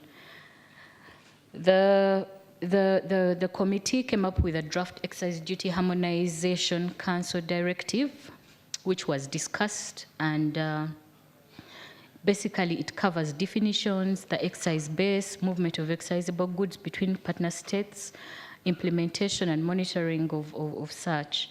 The meeting of Rwanda, which took place in Kigali, only focused on one article of the directive, and that is determination of the commencing minimum excise duty rates for the mandatory excisable products. Mr. Chairman and Commissioners General, so far the identified mandatory excisable products or services are tobacco, alcoholic beverages, sugar, fuel, and telecommunication services. However, no agreement was made on the minimum rate for these excisable goods and services because currently some partner states impose excise duties based on specific rates, while other partner states use ad valorem rates to calculate their excise duties. Therefore, comparisons of rates across countries became a challenge. We were guided in that meeting that harmonization requires that partner states should agree on either a specific rate or an ad valorem rate for each mandatory excisable good or service. Following the meeting, more data was requested to enable experts come up with the proposed potential minimum excise rates. And the Secretariat, the EAC Secretariat, is supposed to convene another meeting before end February of this month to further discuss the possible minimum excise duty rates for the mandatory excisable products. In conclusion, the legal subcommittee will always liaise with the EAC subcommittee on tax policy and tax administration to be able to receive updates and reports of all the engagements relating to tax policy and tax administration and submit it to the heads of delegation. Mr. Chairman and Commissioners General, there has been commendable work done at the ESC towards harmonization of domestic taxes, and we applaud the fact that revenue authorities are always nominating persons to attend these meetings, and we encourage them to do that to enable fruitful deliberations. With your permission, Mr. Chairman, allow me to now make the second presentation on the establishment of the Tax Affairs Committee. And basically, as a background, the 44th EARACG meeting, which was held in Zanzibar in May 2018,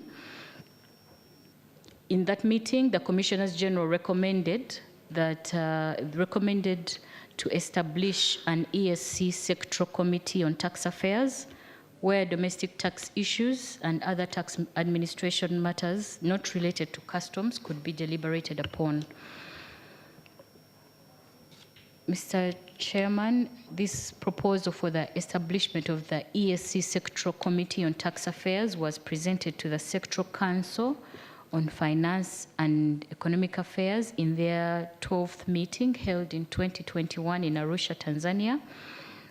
And they deliberated and considered our proposal, and the Sectoral Council came up with the following observations from the senior officials.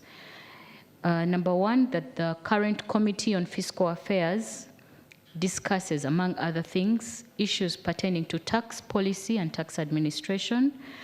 The second observation was that there is a subcommittee on tax policy and tax administration, which discusses matters pertaining to tax administrations. Therefore, establishing a tax affairs committee would lead to duplication.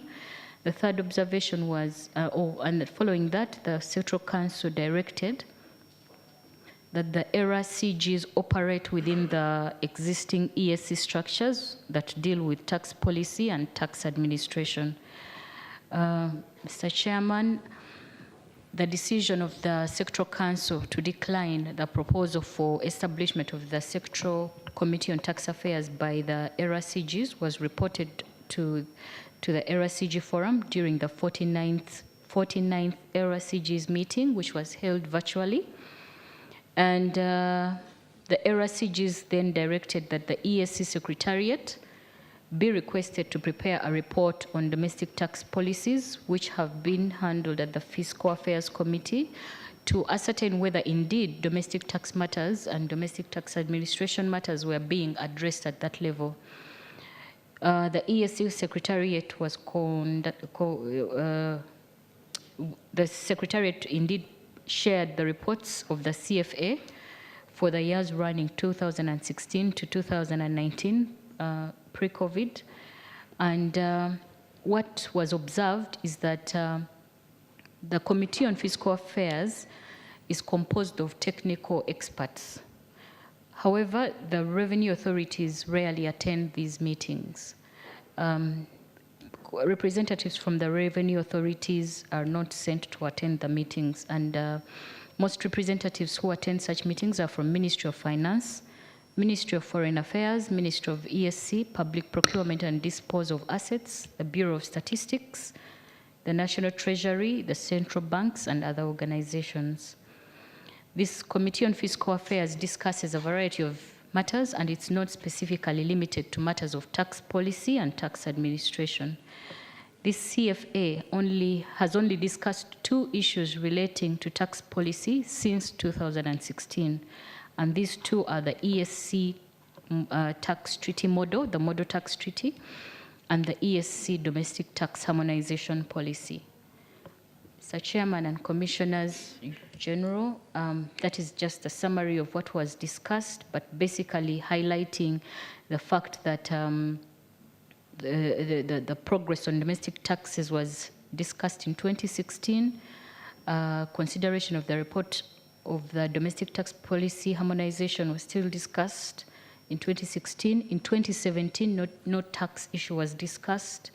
In 2018, further consideration of the policy of harmonization of domestic taxes. And in 2019, the report on domestic tax harmonization policy was received, and also a report on ESC tax treaty model was discussed, and no issues were discussed in 2019. Mr. Chairman and Commissioners General, the steps that have been taken following that, the legal subcommittee held various meetings with representatives from the ESC Secretariat, and discussed the composition and the operations of the ESC committee meetings and sectoral council meetings to enable us forge a way forward and better advise the Commissioners General. So what we observed is that this Committee on Fiscal Affairs is composed of technical experts who are senior officials in government organizations, usually from the ministries, and these technical experts rank lower than the commissioners general in line of reporting. So if the commissioners general sit in the Committee of Fiscal Affairs, they would be reporting to their junior officers. The decisions or reports of the EARACGs cannot be reviewed by the CFA. And this Committee on Fiscal Affairs handles many issues, not specifically limited to tax policy and tax administration, which makes the EARACGs members of, so making the EARACG members of the CFA would require them to sit through discussions which do not basically relate to tax. The subcommittee on tax policy and tax administration, however, is composed of technical officials of the revenue authorities and Ministry of Finance, but these still report to the Committee on Fiscal Affairs. The decisions of the EARACGs cannot be reviewed by the subcommittee on tax policy and tax administration because they are still lower in rank of reporting. Mr. Chairman, we observed that other similar government offices or parastatals were formulated in 2 ESC sectoral committees, and these report directly to the Sectoral Council of Finance and Economic Affairs, which is composed of the ministers, and such government offices include committees include the ESC Central Bank Governors Sectoral Committee, the ESC Heads of National Statistics Offices, and that's the Sectoral Committee on Statistics. We have the ESC Heads of Capital Markets, Pension Funds, and Insurance Regulators, and those were formulated also into an ESC committee. We observed that there will be no cost implication to the ESC Secretariat since individual member countries of the EARACG Forum are already meeting their budgets to attend these meetings. The technical work of the CG Forum is handled by the EARATC, which is the technical arm of the EARACG Forum, and it will also not require any funding from the ESC. We observed that the Sectoral Council, which is the Council of Ministers, operates in 3 sessions. That is, the first session is that of the senior officers who are the technical experts from the ministries, and these report to the session of the permanent secretaries, and these permanent secretaries discuss these reports of the technical experts and report to the session of ministers, and this third session of the ministers are the ones or are the members of the sectoral council, and they discuss and debate items on the agenda or reports which are presented. Mr. Chairperson, the EARACG Forum tasked us to come up with a justification as to whether we should go ahead to push for the establishment of the Tax Affairs Subcommittee. And we found that the EARACG Forum has been meeting often to discuss matters which affect different sectors, just like any other heads of various sectors, for example, like the statistics offices, the central bank governors, the heads of capital markets. These all meet. However, the EARACG Forum is not recognized under the ESC legal framework. Some of the decisions made by the CGs require the support of the ESC organs, like the ESC Sectoral Council on Finance and Economic Affairs. A sectoral committee on tax affairs will create a direct link between the EARACGs and the ESC Secretariat, and it will enable the CGs to provide advice and share their experiences with the Sectoral Council on matters which are affecting domestic taxes and tax administration within the region. We also believe that the committee will monitor and keep under constant review the implementation of the programs of the community with respect to the taxation sector as one of the functions of the committees which are stated under the treaty.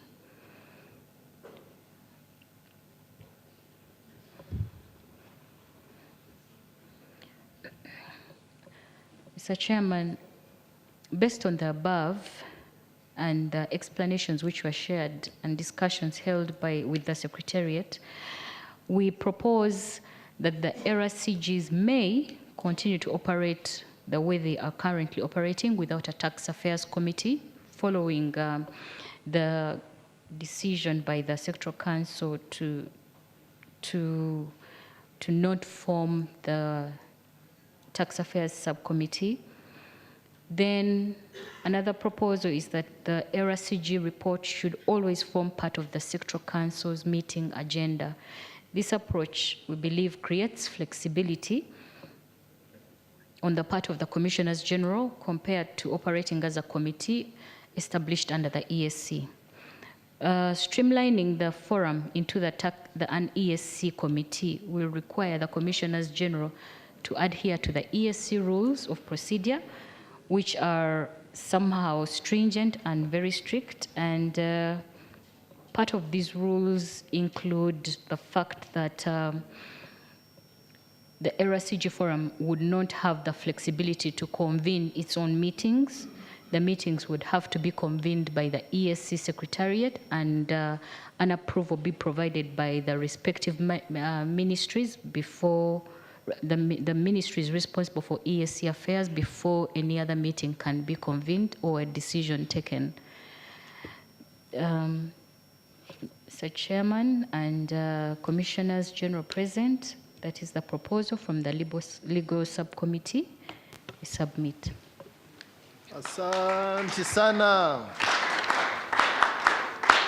Thank you, Mwajuma, for that very detailed and clear presentation. I now welcome colleagues to give comments, especially on the way forward, because as you can see, Mwajuma in her presentation, she's presented the whole process that they've been through and the challenges we are facing. And this is typical of many government operations. Many times the focus is on the revenue, not the process and the preparation that is behind that. So I think it's very critical that as Commissioner Generals and all our technical teams present in the room address the issue of the structure. How do we get these things done in a systematic way? How do we move from having harmonization of our domestic taxes from just being an agenda item to being a reality, having these things sorted out? Because we are the people that contend and struggle with the definitions and the process of handling varying policies, and yet we are one community now. So it affects our work directly, and it affects our agenda or our mission of revenue, domestic revenue mobilization. So I welcome you to make comments and further guidance, especially on the way forward. Yes, comrade from OBR.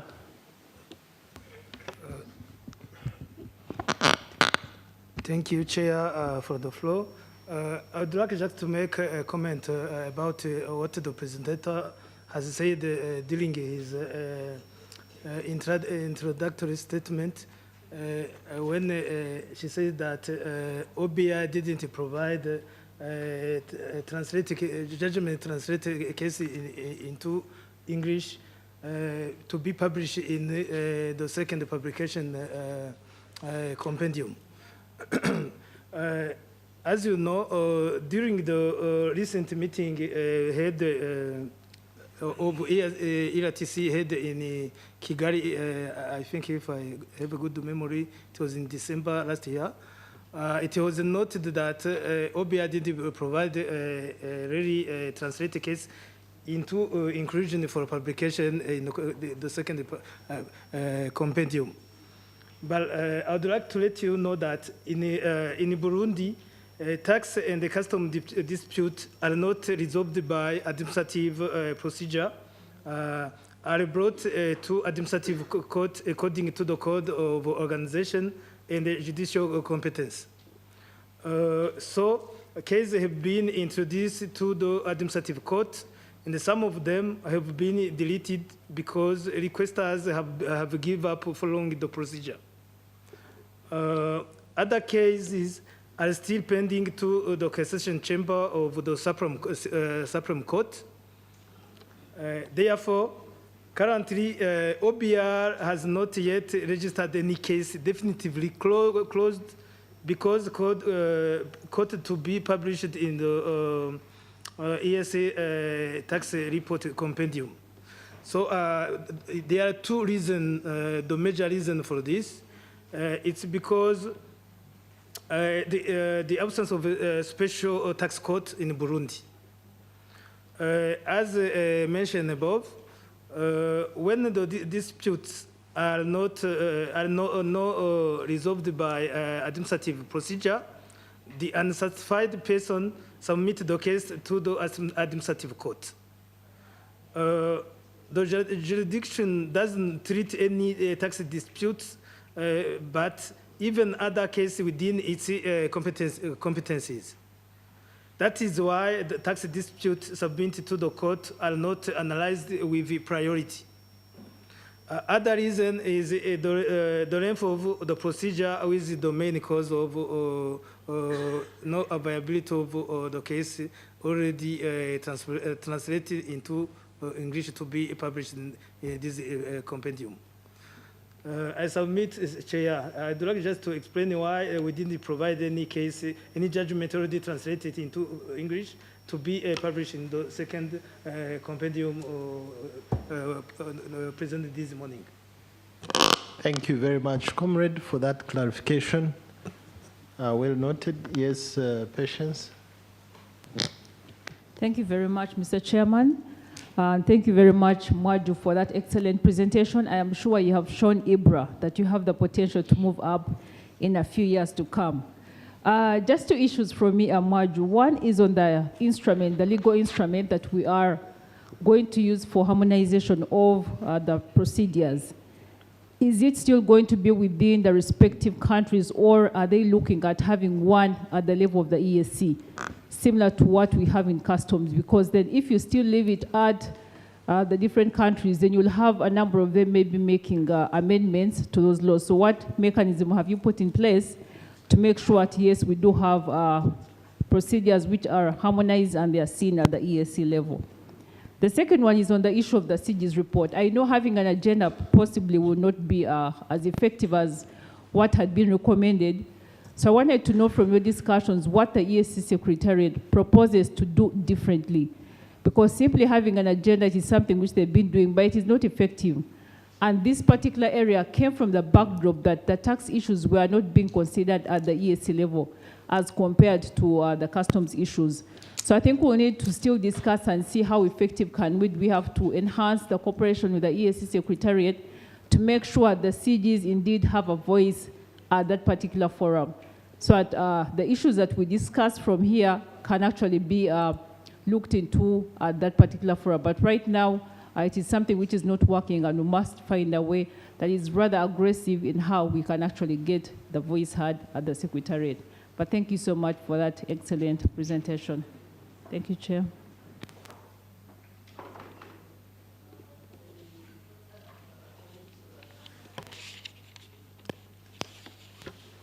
Any other comments so that Mwaju comes at once to answer? Okay, I think you can first respond to that, and if there is any other, we'll take it later. Thank you very much, Chairman, and the HOD OBR, thank you for your comments, and they have been well received on the explanation as to why OBR did not submit cases. The second question came from Commissioner Legal, Patience, on the legal instrument for the harmonization of the ESC. And basically, the legal instrument that is going to be developed is a draft council directive, ESC council directive, that will be applied at the ESC level by all the member states. However, it will leave room for flexibility by the member countries to be able to either change the wording of the text but maintain the spirit of the law.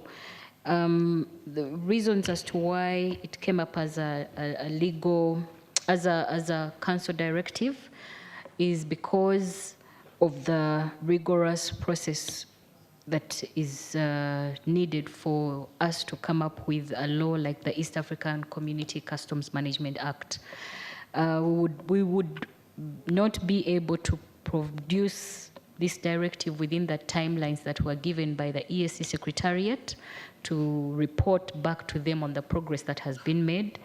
And considering that the Council of Ministers is having a meeting in May 2023, in which it is expected that the report of the Commissioners General on the progress so far of the harmonization will be communicated at that meeting. However, we believe that this Council directive will have the legal effect that will be needed to guide. The EAC Council directive will have the legal effect needed to guide the EAC member states on how to draft their tax procedures or the the excise duty legislations.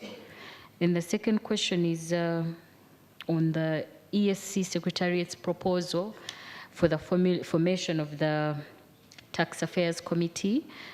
The discussions we have so far had with the EAC Secretariat are to the effect that for some reason there's a communication gap between the needs of the EARACG forum and the decisions of the Council of Ministers. The last proposal was to have the CGs or one of the host CG in which the Council of Ministers meeting will be held to at least attend one of the meetings of the Sectoral Council and be able to make the proposal for this Sectoral Council, for the Committee on Tax Affairs.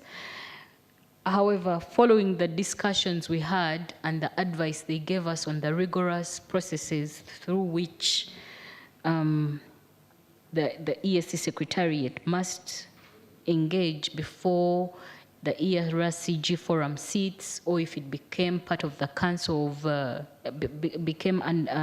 if it falls under the committees of the EAC, we were of the view that that the EARACG forum remains as it is, and discussions which are held be presented at the Sectoral Council, the Ministers' meeting, the Sectoral Council on Finance and Economic Affairs, with Commissioner General in attendance to be able to provide any discussions or clarity where needed.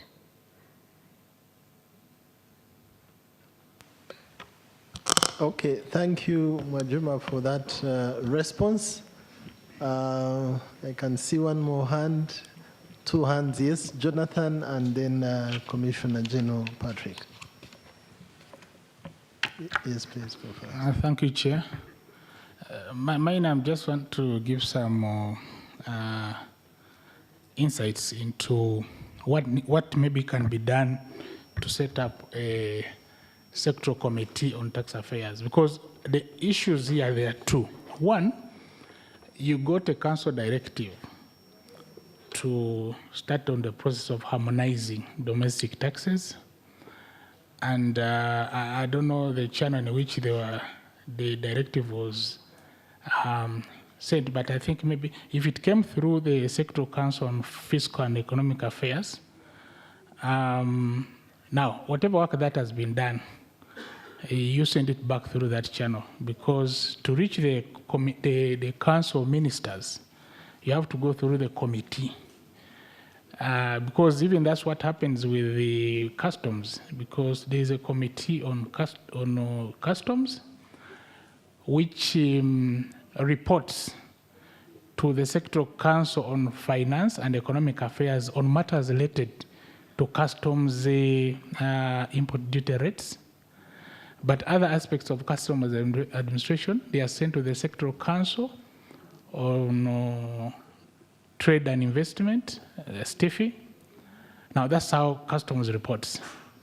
Now, That is as far as harmonization or presentation of work that has been done in a domestic tax harmonization. You should report back through that channel. Now, on the formation of the Tax Affairs Committee, now, according to the treaty, it is the council which sets up a committee. A committee, and right now, which maybe feel that it is the one which should handle tax affairs, cannot recommend the formation of another committee. So the option that might be there is for this forum to write to the Secretary General and they copy the head of legal, the council to the community, and you highlight the issues.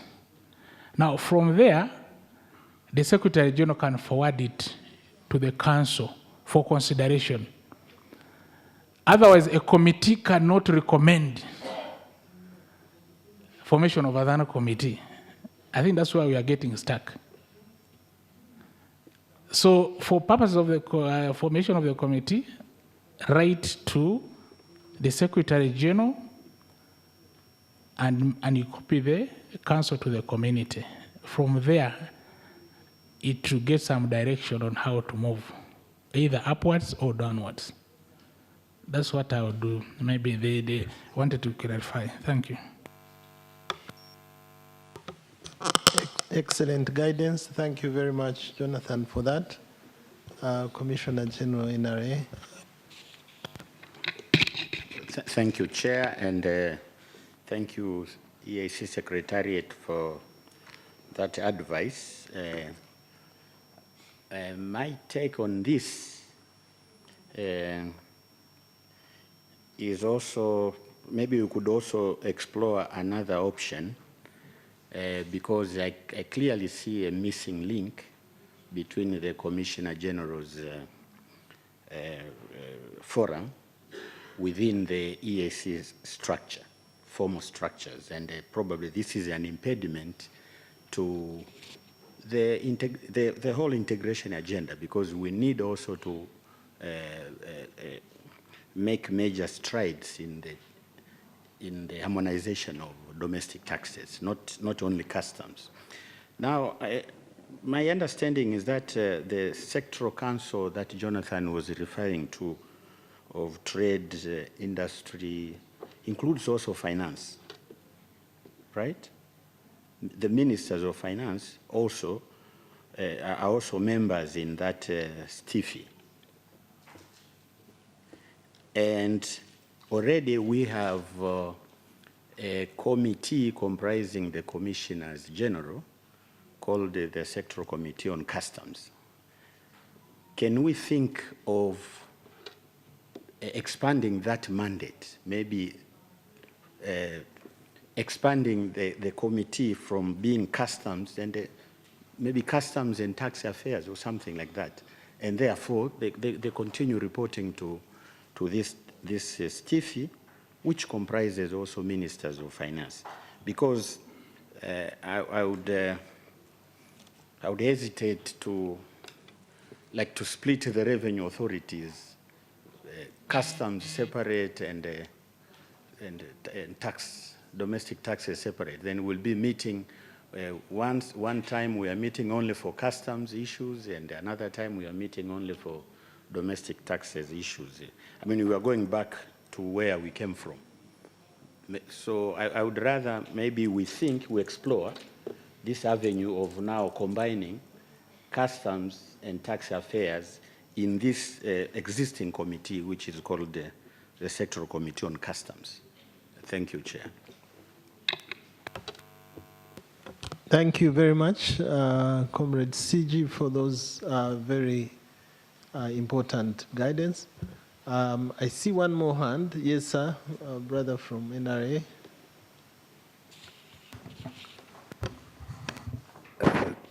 Thank you, Chair. Thanks also to Revenue Authority Commissioner Generals. Mine is not a question, but is more or less a compliment, where it happened in the morning, my CG asked a question in the first presentation when he felt like something was missing in the presentation in relation to the issue of when there was a presentation on trend in tax to GDP ratio, and it happened,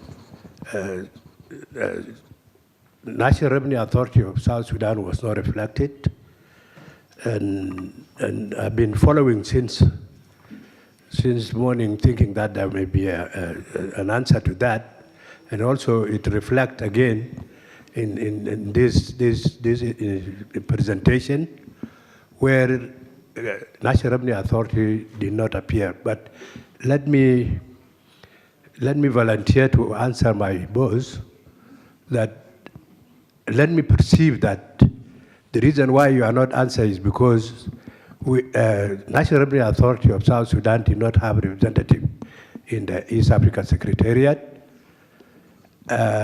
Having answering you, I would replace it with another question, whether if we need to be part and have a membership in East African Secretariat, what are the criteria that involve to have our chair in that secretariat? Because we are missing a lot of communication or correspondence in regard to meetings and other things. What are the criteria that you would actually tell us so that we become fully part of East Africa community? Thank you.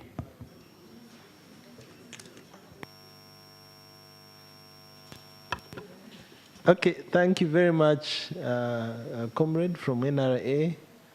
That is clearly noted.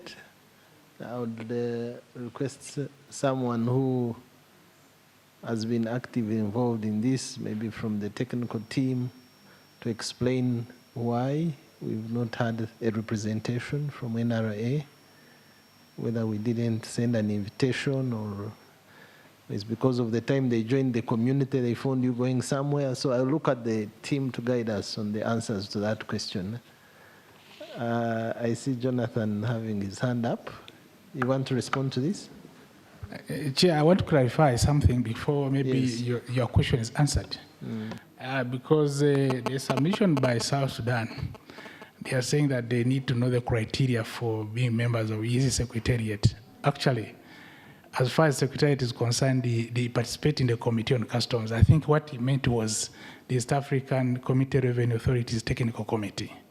Yeah, I think that's what maybe the answer that is he needs, not the Secretariat. Correct. Thank you for that clarification. And we have our chair for the technical committee. He'll explain that a little later. Yes, please, go ahead. You wanted to answer now? Please go ahead. Yeah, thank you, Chair. And thank you, National Revenue Authority of South Sudan. On behalf of the technical committee, what we would require is just to have the Commissioner General nominate members to join the TC. Then we'll be working together with them, and they'll be providing the necessary statistics so that we also include in our reports. And we have 6 subcommittees, so we require 6 representatives, 1 from the research division or department, domestic taxes, customs, human resource, ICT, and legal services department. Thank you. Excellent. Thank you very much. So there are no further requirements beyond nominating members to participate in the technical committee. And if there was no invitation to that effect, I think that was an oversight. We apologize. But officially, you're welcome to participate in these technical proceedings. We all benefit when we have a complete picture of what is happening in the region. So I think we need to close this topic, but clearly from what has come out, there is a benefit for this CG's forum to be linked to the EAC establishment. And I believe as Majuma's recommendation came out, we can belong and be recognized there without really having to ask for permission from the EAC for us to meet, to convene like now, so that if we wanted to have our fora, we cannot because we've not been invited by the General Secretary.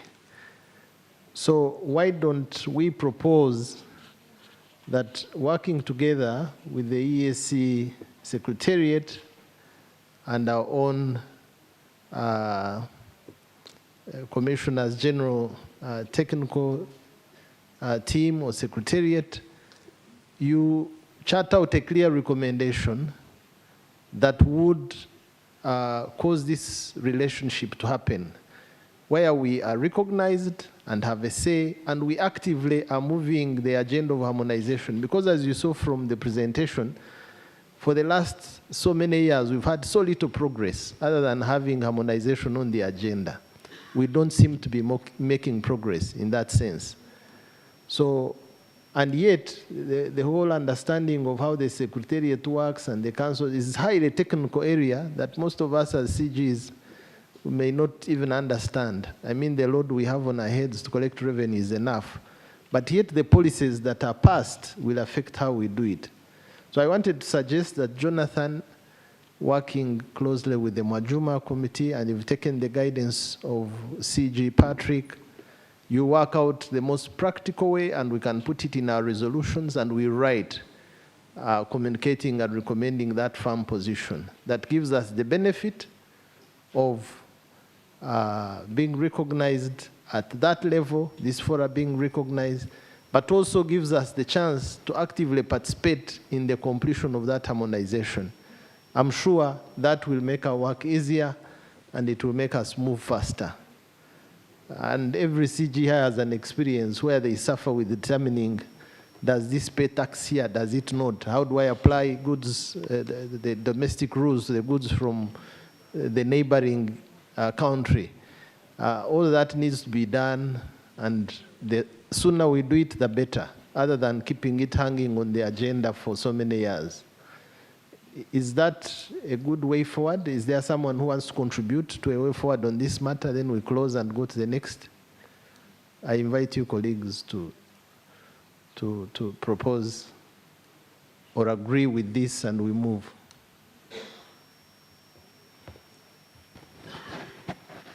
Anyone second this way forward? Yes. Okay. My brother from Rwanda Revenue Authority seconds this, and Patrick. So let's go forward, and Zanzibar. Let's move forward with that recommendation, and thank you so much, Mwajuma, for the presentation. Asante sana. Okay, back to the MC for the next item. I heard you announce the coffee break, but it seems people did not take the advice of picking coffee and coming back, but we also have many agenda items. So, thank you, Chair. Thank you, Chair. This is an exceptional audience, Chair. Usually, if the average age is 35 in the room, you would have expected people to be dozing. None of the delegates is dozing, no. Chair. A few young lads at the back were struggling, and I could not believe. So that shows you that whatever is in here is really material, and nobody can afford to doze or even to go pick a cup of tea. But the tea is on the outside. Anybody who would wish can pick a cup of tea and come and enjoy it here. Chair, with your permission, would like to invite the next presentation. It promises to be exciting. It's about border management modernization by use of smart gates. I know that is a space that the Uganda Revenue Authority is much interested in. Mm-hmm. So we have Mr. John Cherutich, who is going to take us through that discussion. And John, if you could indulge us.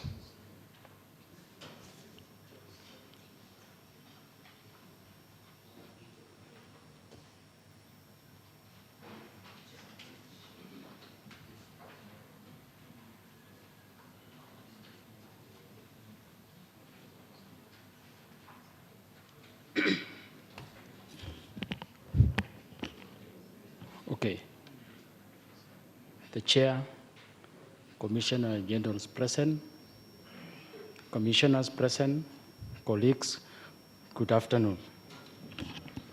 Okay, my name is John Cherutich. I'm manager in Investigations and Enforcement Department, currently the chair for the Customs and Compliance Subcommittee. So I'll take you through a presentation on the use of smart gates, that is leveraging on technology by use of smart gates. So I'll take you through the presentation. We have my colleagues from Tanzania, Mr. Wilson Kantampula, if he can just, if he's present. We have also Jambo.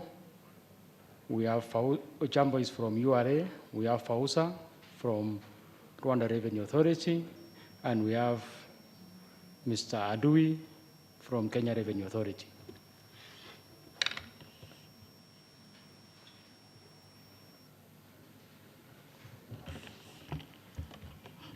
So, Chair, I will take you through a presentation on border management modernization by use of smart gates. So we will have our outline of our presentation. We have the introduction. We have the justification for smart gates. We have the comparative analysis and experiences. We have also the implementation attempts by the revenue authorities and the way forward. And finally, we'll play a video on a case study of Saudi Arabia, whereby they are currently using the smart gates. So in our introduction, we are saying in the recent past, we have experienced long queues in busy ports of entry or exits, stretching up to over 30 kilometers due to automated business, due to semi-automated business processes and dumping of transit goods. So low level of integration of the current custom clearance systems is also a challenge on the same. So we have inadequate real-time information to guide staff, clients, and stakeholders on border traffic management. This is lack of transparency, causes confusion, and experience integrity issues. So we also have duplication of transit documents by the revenue authorities. We have exit notes in every country, where even revenue authority normally generates an exit note, the T1s and etc. So to resolve the border congestion challenges and fast clearance of goods, and also we need real-time reconciliation and capping of dumping of transit goods. The use of smart gates is recommended for adoption by the revenue authorities. Justification of the smart gates technology. So we are saying to ease the ever-increasing traffic flow by ensuring faster clearance at the port of, or on our borders. The smart gates will also facilitate and end monitoring of transit goods and therefore promptness in pawn cancellations, because under SCT system, the expectation was that once goods have left a partner state, cancellation of transit bonds should be automatic.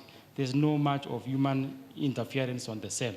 Smart gates technology can integrate also with the other revenue authority systems.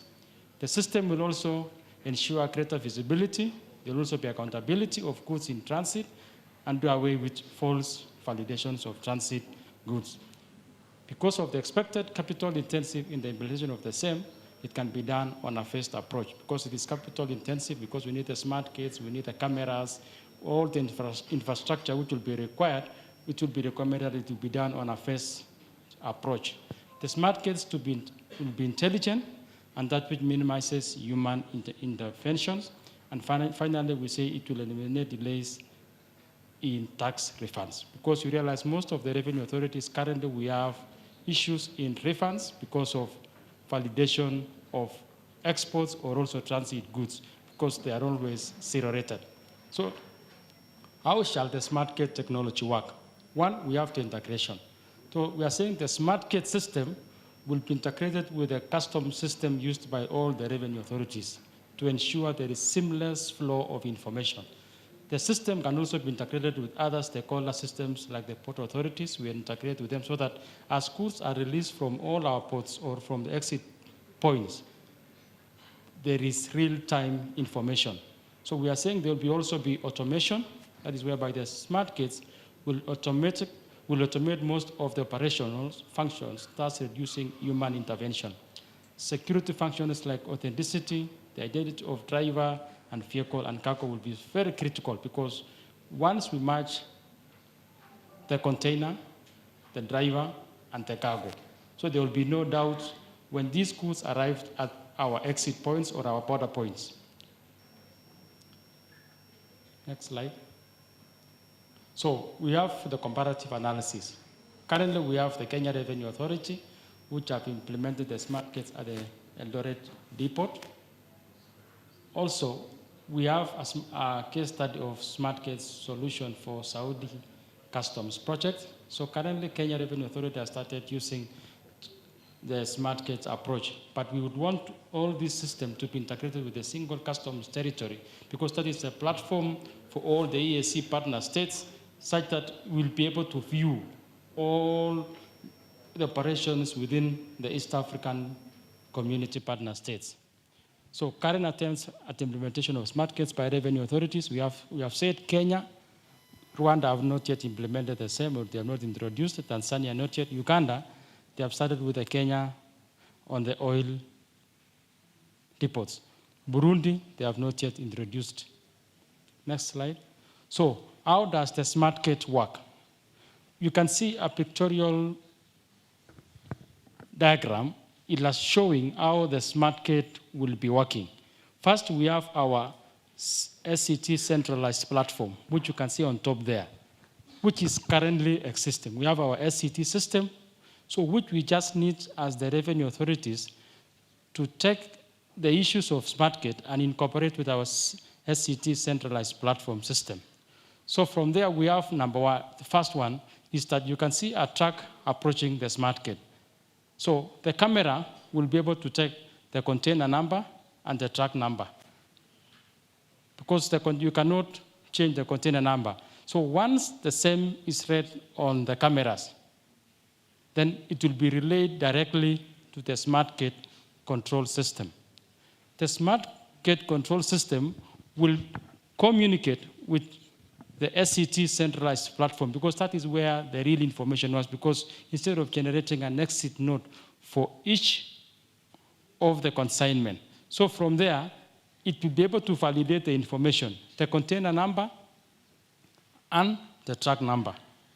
Once there is a match with the existing data at the SCT centralized platform system, then the gate will automatically open.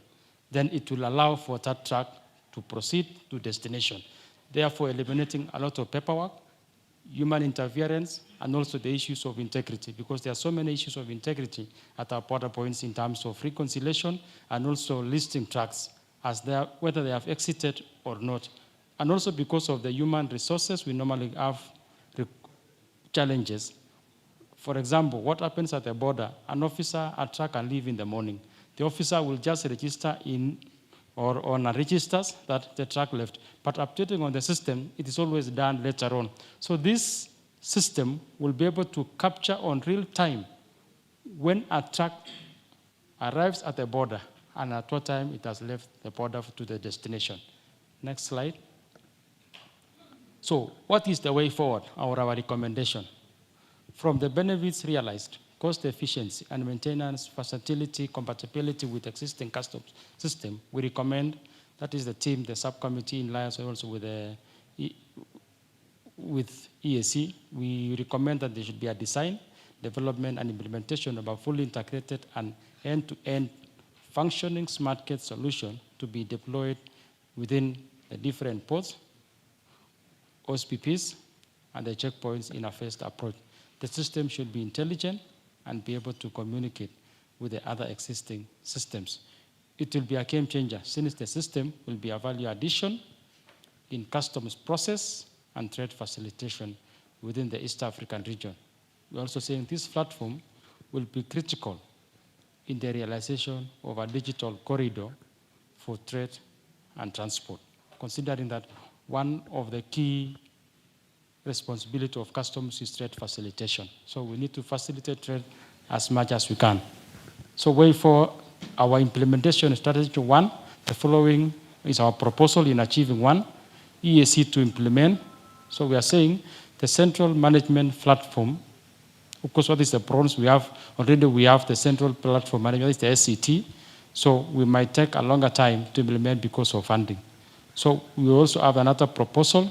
We're recommending individual revenue authorities to implement the process that, of course, there will be a commitment by the revenue authorities considering the challenges we have currently in terms on smuggling, dumping of, and also dumping of transit goods.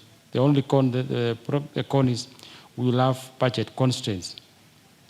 So finally, we are saying we also need to, we've approved, we set up a technical working group by the revenue authorities. Development of an integrated, the process that will be able to develop an integrated system because we will have all our revenue authorities sit there and agree on the best platform or the best way to integrate our system, the smart gate with our current systems. And the con is that, of course, we have the fund, we have the budget constraint among the revenue authorities.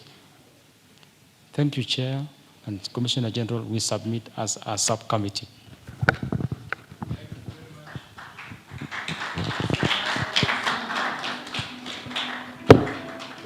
So we will play a video. This is the Saudi customs using the smart gate technology.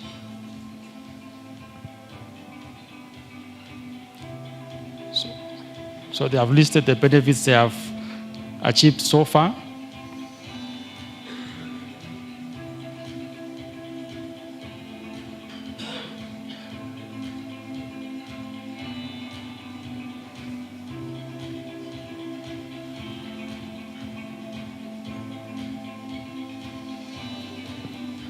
So we have the surveillance cameras there.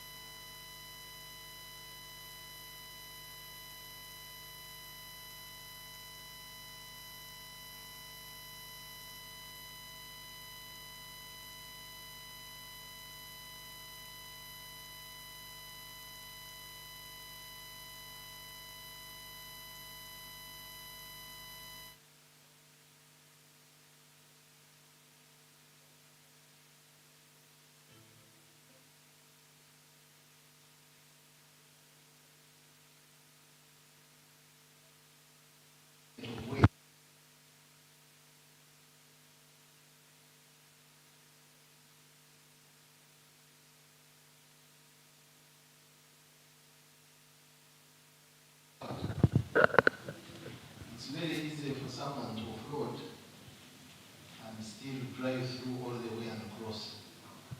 So if you're checking the number plate and the container number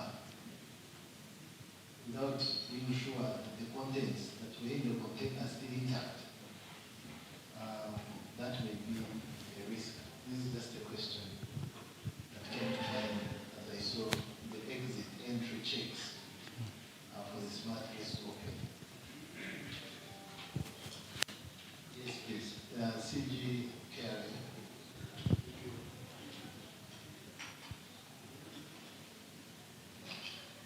Thank you, John, and the subcommittee that is handling this.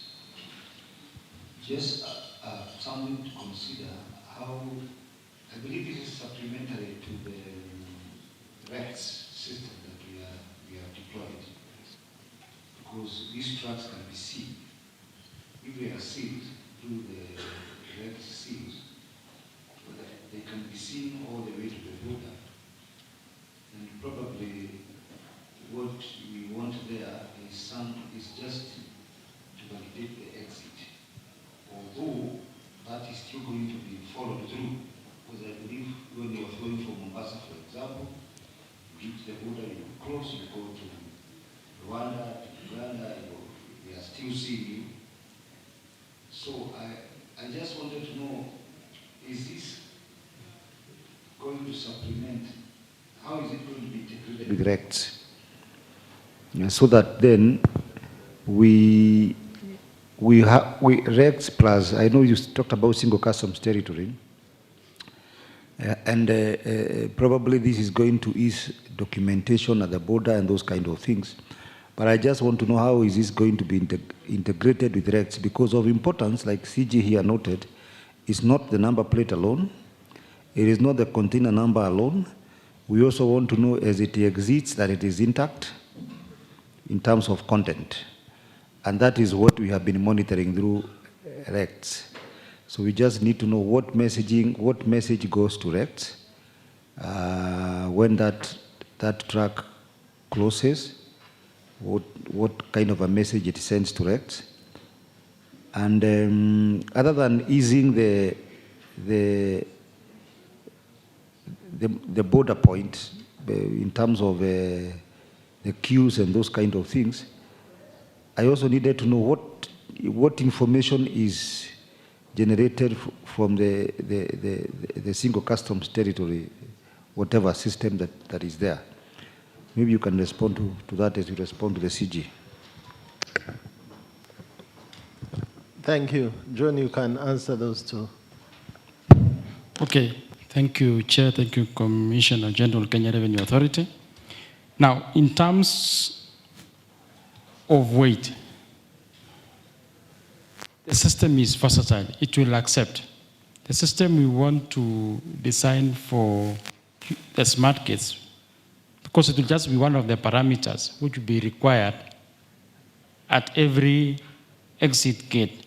So we can still add another parameter, because it can recognize the number plate.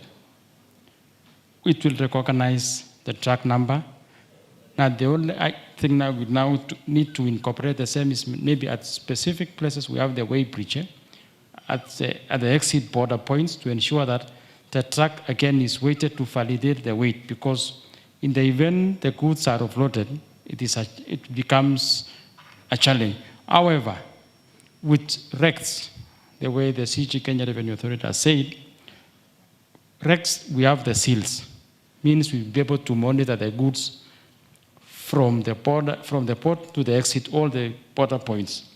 So RECTS will cover the issue of the weights. However, we can complement the same to ensure that we become very accurate in terms of validation of transit goods by ensuring that the weights are also captured at the border points. Now, on the other item of integration, because the system, we've said the system will accept integration with the existing systems. So even the RECTS, the system will be able to be integrated with RECTS to ensure that we should be able to follow up goods from the port to the exit points, because currently we have that only challenge in terms of validation at the border points, whereby we cannot obtain real-time information on when a container arrives at the exit point and at what point it also leaves the exit to the next partner states. Because currently, as you notice, as we said, there's an issue of integrity of our staff, because recording is always manual. The recording process is manual. But to avoid the manual process of recording trucks as they arrive at the border, we recommended that this market will be able to capture all those details and remit the same information on real-time basis to the single customs or the SCT platform, which now manages also the REX, because REX is also managed from the single customs territory platform. Just a quick follow-up, CG. I saw you showed us the Saudi Arabia. Is it something we have looked at, benchmarked with fully, to see the parameters they monitor and how useful, and the ones that we are going to monitor? Is this something that you have looked at, Saudi Arabia? Not yet, CG. We've not done the benchmarking. Maybe it can also be an action point that, because it is work in progress, we will pick what comes out of this forum, and we'll be able to, so that we have a best or a better approach to this, so that it will be able to be a system which will work for all of us, and it will solve the challenges we have currently as the areas within the EAC.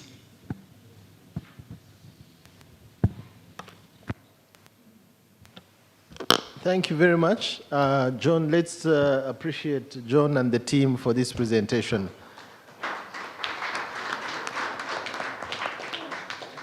Okay, you can now take your seat. But as we do the benchmarks, I now remember you can please take your seat. One of the things that I saw when we visited South Africa are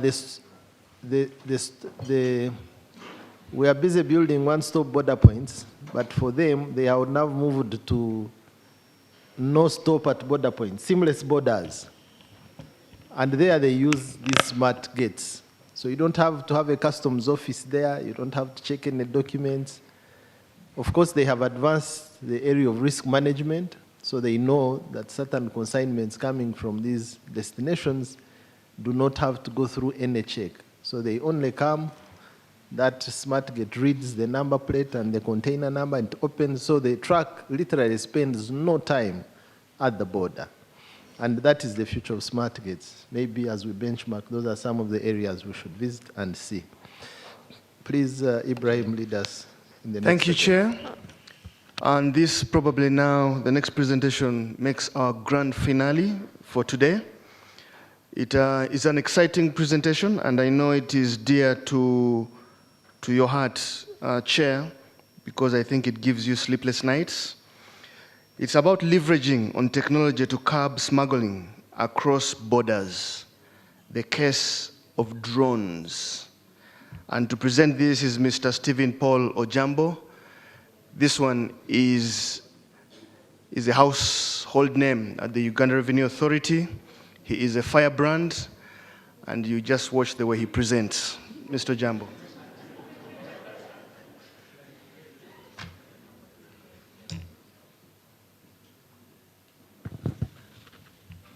Good evening, CGs, ladies and gentlemen. I think what my colleague Bosa was telling me is that I'm standing between you and your dinner. That's the message he was trying to pass. So I will try and be very fast, such that we can go to the next point. It has been tiresome. The whole day is not easy, but we shall try.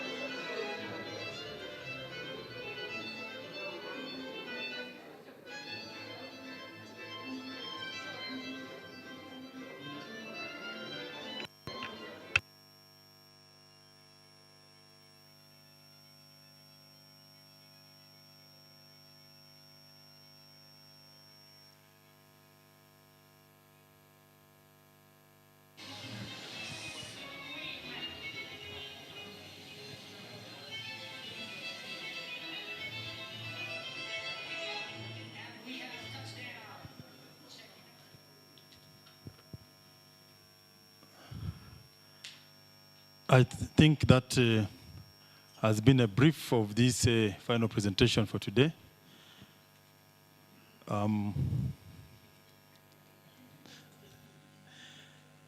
Yes, now we shall go through a few things just to put this into perspective.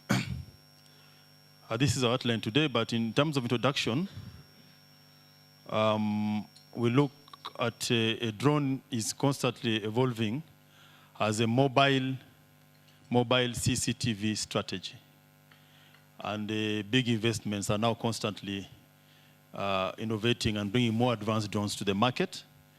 The technology has also attracted customs enforcement initiatives, given its predictability and viability in curbing smuggling activities, securing our borders, and enhancing compliance. Now, the borders, lakes, and business centers being vastly wide, inaccessible, and porous pose serious challenges to enforcement activities, given the current tools used for field operations, like vehicles, we usually use vehicles, boats for our lakes, and then unreliable communication systems. Some areas you go and there's no network within this region. And then, of course, unreliable informer systems. Some will tell you the truth, others will not, depending on what they want to. So there's therefore a need to leverage on technology such as drones to curb smuggling and secure borders effectively and efficiently. Now, this is just a map showing our partner states in the East Africa. And this also shows how wide or long our borders are in the region. So there are a few statistics on which we have been able to gather quickly on the smuggling trends, and you can see from various of our countries. These are the mostly goods that they smuggle across, and the trends. But from the Ugandan perspective, you can see that it is increasing, and that means that these activities are getting, as we get tighter and tighter on the official way of collecting money, people try and run away. So those statistics show that recoveries that are coming out of outright smuggling are increasing with time. So what are we saying? We're saying drones will minimize the obvious dangers and health risks to enforcement staff. You know, ambush by armed smugglers, harsh weather, and unfriendly community, difficult terrain. These are some of the things that enforcement staff undergo day in, day out when they're doing their jobs. Now, it also collects detailed data to guide analysis and decision making. Launching of drones will support rapid response, thus doing away with the blind and leading patrols. Instead of just doing surveillance and patrol without any information, this will be targeted, like we saw in that video, whereby now they could easily go and get the smugglers. The drones' movements are flexible to suit majority of the surveillance maneuvers, including the ability to survey difficult to reach and hazardous areas. Some areas which is difficult to reach by vehicles or even by foot, and even the communication system is poor, but with this technology, then you can be able to get to know what's happening there. Drones transmission can be interfaced with also the custom systems of partner states. Whatever is related, because we have talked about, this is a mobile CCTV, so whatever information is there can easily be interfaced with our systems. Efficient usage of resources, both human and operation, through smart working now. We don't need to deploy aimlessly, we deploy it targetfully. Running cost of patrol boats and vehicles will go down since there will be increased targeted response compared to speculative response, which is costly and puts the lives of enforcement teams at risk. Drones are difficult to confront and destroy because they are moving target and gather information from a distance. And then they also suppress field misconduct by enforcement officers and improve staff integrity and compliance to procedure due to the ability of the drones to transmit live coverage. So you can be able to determine where you are, what exactly our enforcement officers are doing. So by looking through seeing all the activities through the videos. Now, enhanced collaboration with other stakeholder, information sharing, other government agencies. E.g. immigration, for example, if people are carrying goods and crossing like we saw, then immigration are interested in those illegal immigrants. And if the goods are of security risk or in nature, i.e., guns or explosives, then security is also interested in this area. So we are looking also. Now let's look at some experience in some countries. Countries have embraced the use of drone technology for purpose of curbing smuggling. And in Africa, we have Zambia and Nigeria, which have tried to to use this. And then, of course, Netherlands, UAE, and the US. So that is a Zambian enforcement officer trying to deploy his drone to see what's happening in the mountainous areas the trucks come out to the border. And the Dutch, in the Netherlands, they also use it for the port at Rotterdam because it's a very big port. And, they can't check each and everything. So they try and use drone to see the illegal activity, especially of drugs around trucks and containers in the port. So we look at the regulatory framework, and the framework is for regulating usage of drones is provided for under the International Civil Aviation Organization. And all members are obliged to adopt the same through the respective civil aviation authorities. Now, in EAC partner states, all of us are members of ICAO. And the EAC, there's also a semi-autonomous institution that helps her implement her civil aviation mandate. That is the Civil Aviation Safety and Security Oversight Agency. So we have domesticated an institution in EAC that can also do what happened internationally. Of course, the attempts at implementing drones in Kenya now, the government of Kenya received some financing from World Bank towards the cost of the Eastern African Region Trade Transport Facilitation Project. And from this, there's proceeds, KRA intends to use part of it to procure for surveillance drones. TRA, there is also a process of preparing terms of reference for scope, structure, and specification for this. Uganda, of course, extensively we have conceptualized on the drones, and I'm sure that we attempted we put it for financing, but we are still waiting for a positive response. There's also some efforts that we have already got to know today that are coming through from Rwanda.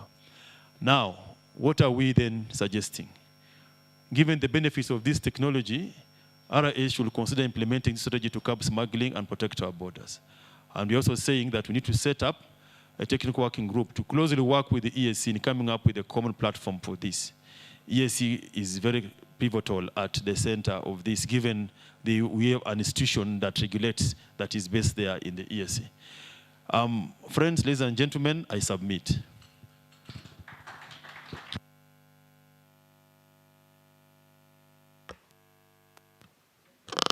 Thank you very much, Comrade Ojambo, for that presentation on the drones. Again, colleagues, we have a few minutes before we close. Can we now receive any questions and comments on the issue of drones? And I'll start with Jonathan. Yes, please, go ahead. Thank you, Chair. And I'd like to commend the presentation, but I'd like also to bring to the attention of tax administrations and customs that much as this technology can be used by revenue authorities for compliance purposes, but also the other side, they are also not sleeping. The drones have been enhanced to deliver even big consignments. Now, you should also look at the other side where now a drone is flying from one side of the border to the other to deliver goods, high-value goods. If you read about what happens between the border between South Mexico and the US, before the drones came, what the drug cartels were doing were buying helicopters. Imagine a helicopter to deliver tons of drugs, and it's destroyed, so that cannot be traced, the origin. Now, we also need to look, as we look at the regulatory framework, we need to redefine the cargo carrier. What is a vessel? Maybe a drone should also be added to the vessels that are carrying cargo. And we may even reach a point where now we need to look at their importation and registration, maybe, as a way of monitoring them.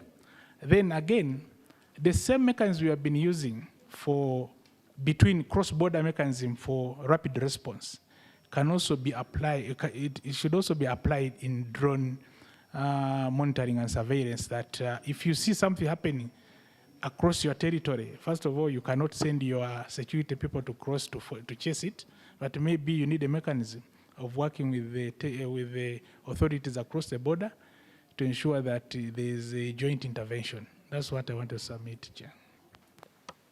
Thank you very much for that addition. True, drones can also be used for contraband and smuggling. So we need to think, as we think of embracing this technology, we need to think the measures of control, registration. I know in Uganda now, the drones are not actually, there's some restriction on the importation for security reason.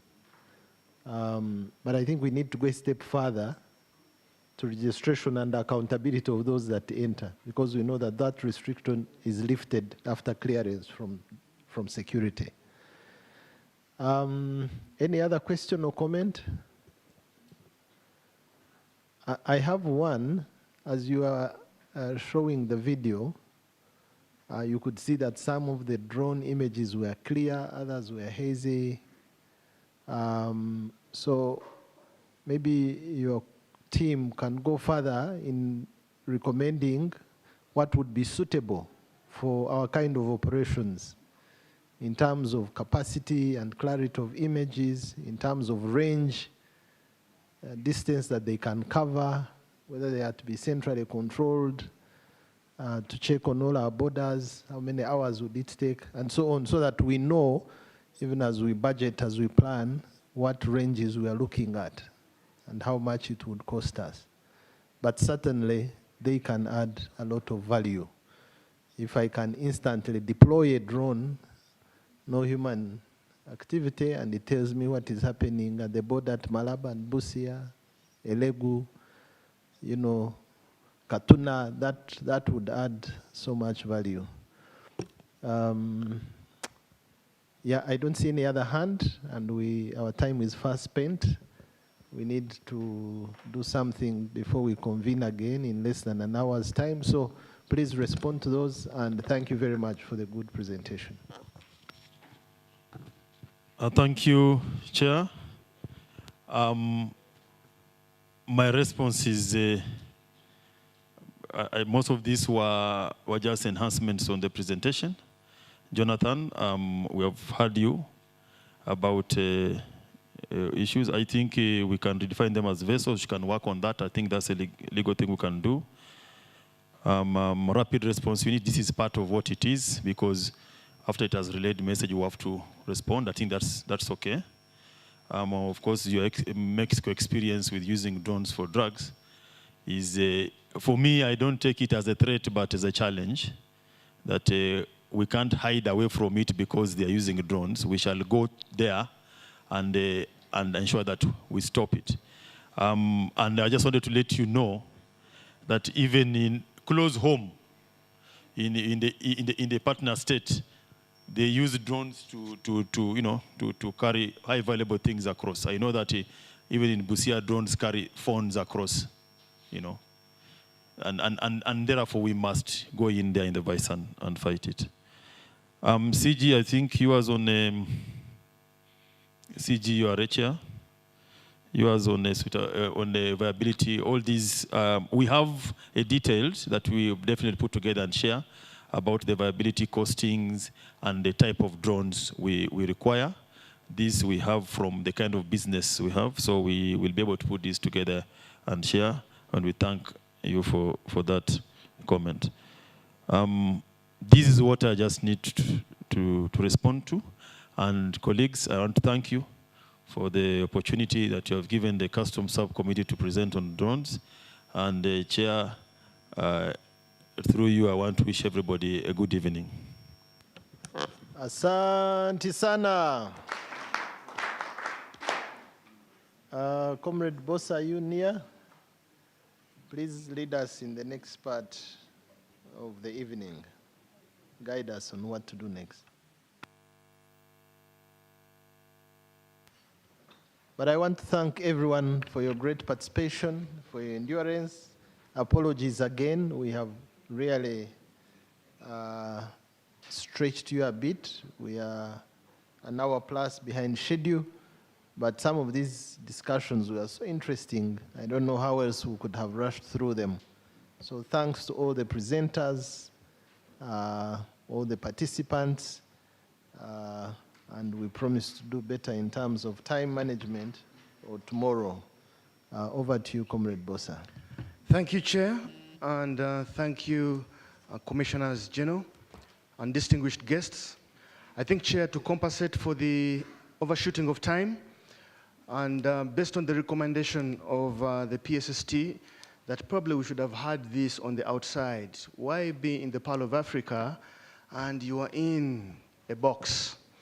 So, ladies and gentlemen, we have dinner, and actually dinner is ready, and it's served at the marina, at the waterfront. How do we get there? From the entrance of the hotel, if you just take the path, you don't get out.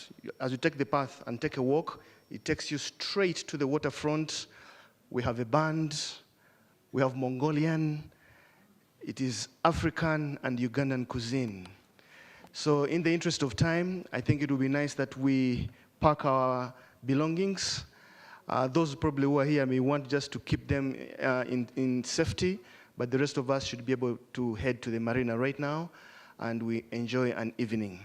We have had a lot of talk. This evening is about dancing, it's about eating, it's about enjoyment.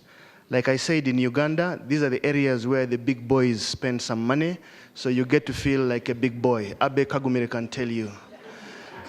Ladies and gentlemen, it has been a pleasure, and you've been a wonderful audience. I have not seen such a high caliber audience, and the material that has been shared. We'll be seeing you here tomorrow. Our minders will be here to wait on you for another session, but for now, a very good evening, and dinner is served. In Uganda, if you're on the street, they would say, Nti Commissioner General agabudde. So, literally saying that John Musinguzi has served you dinner. You're welcome.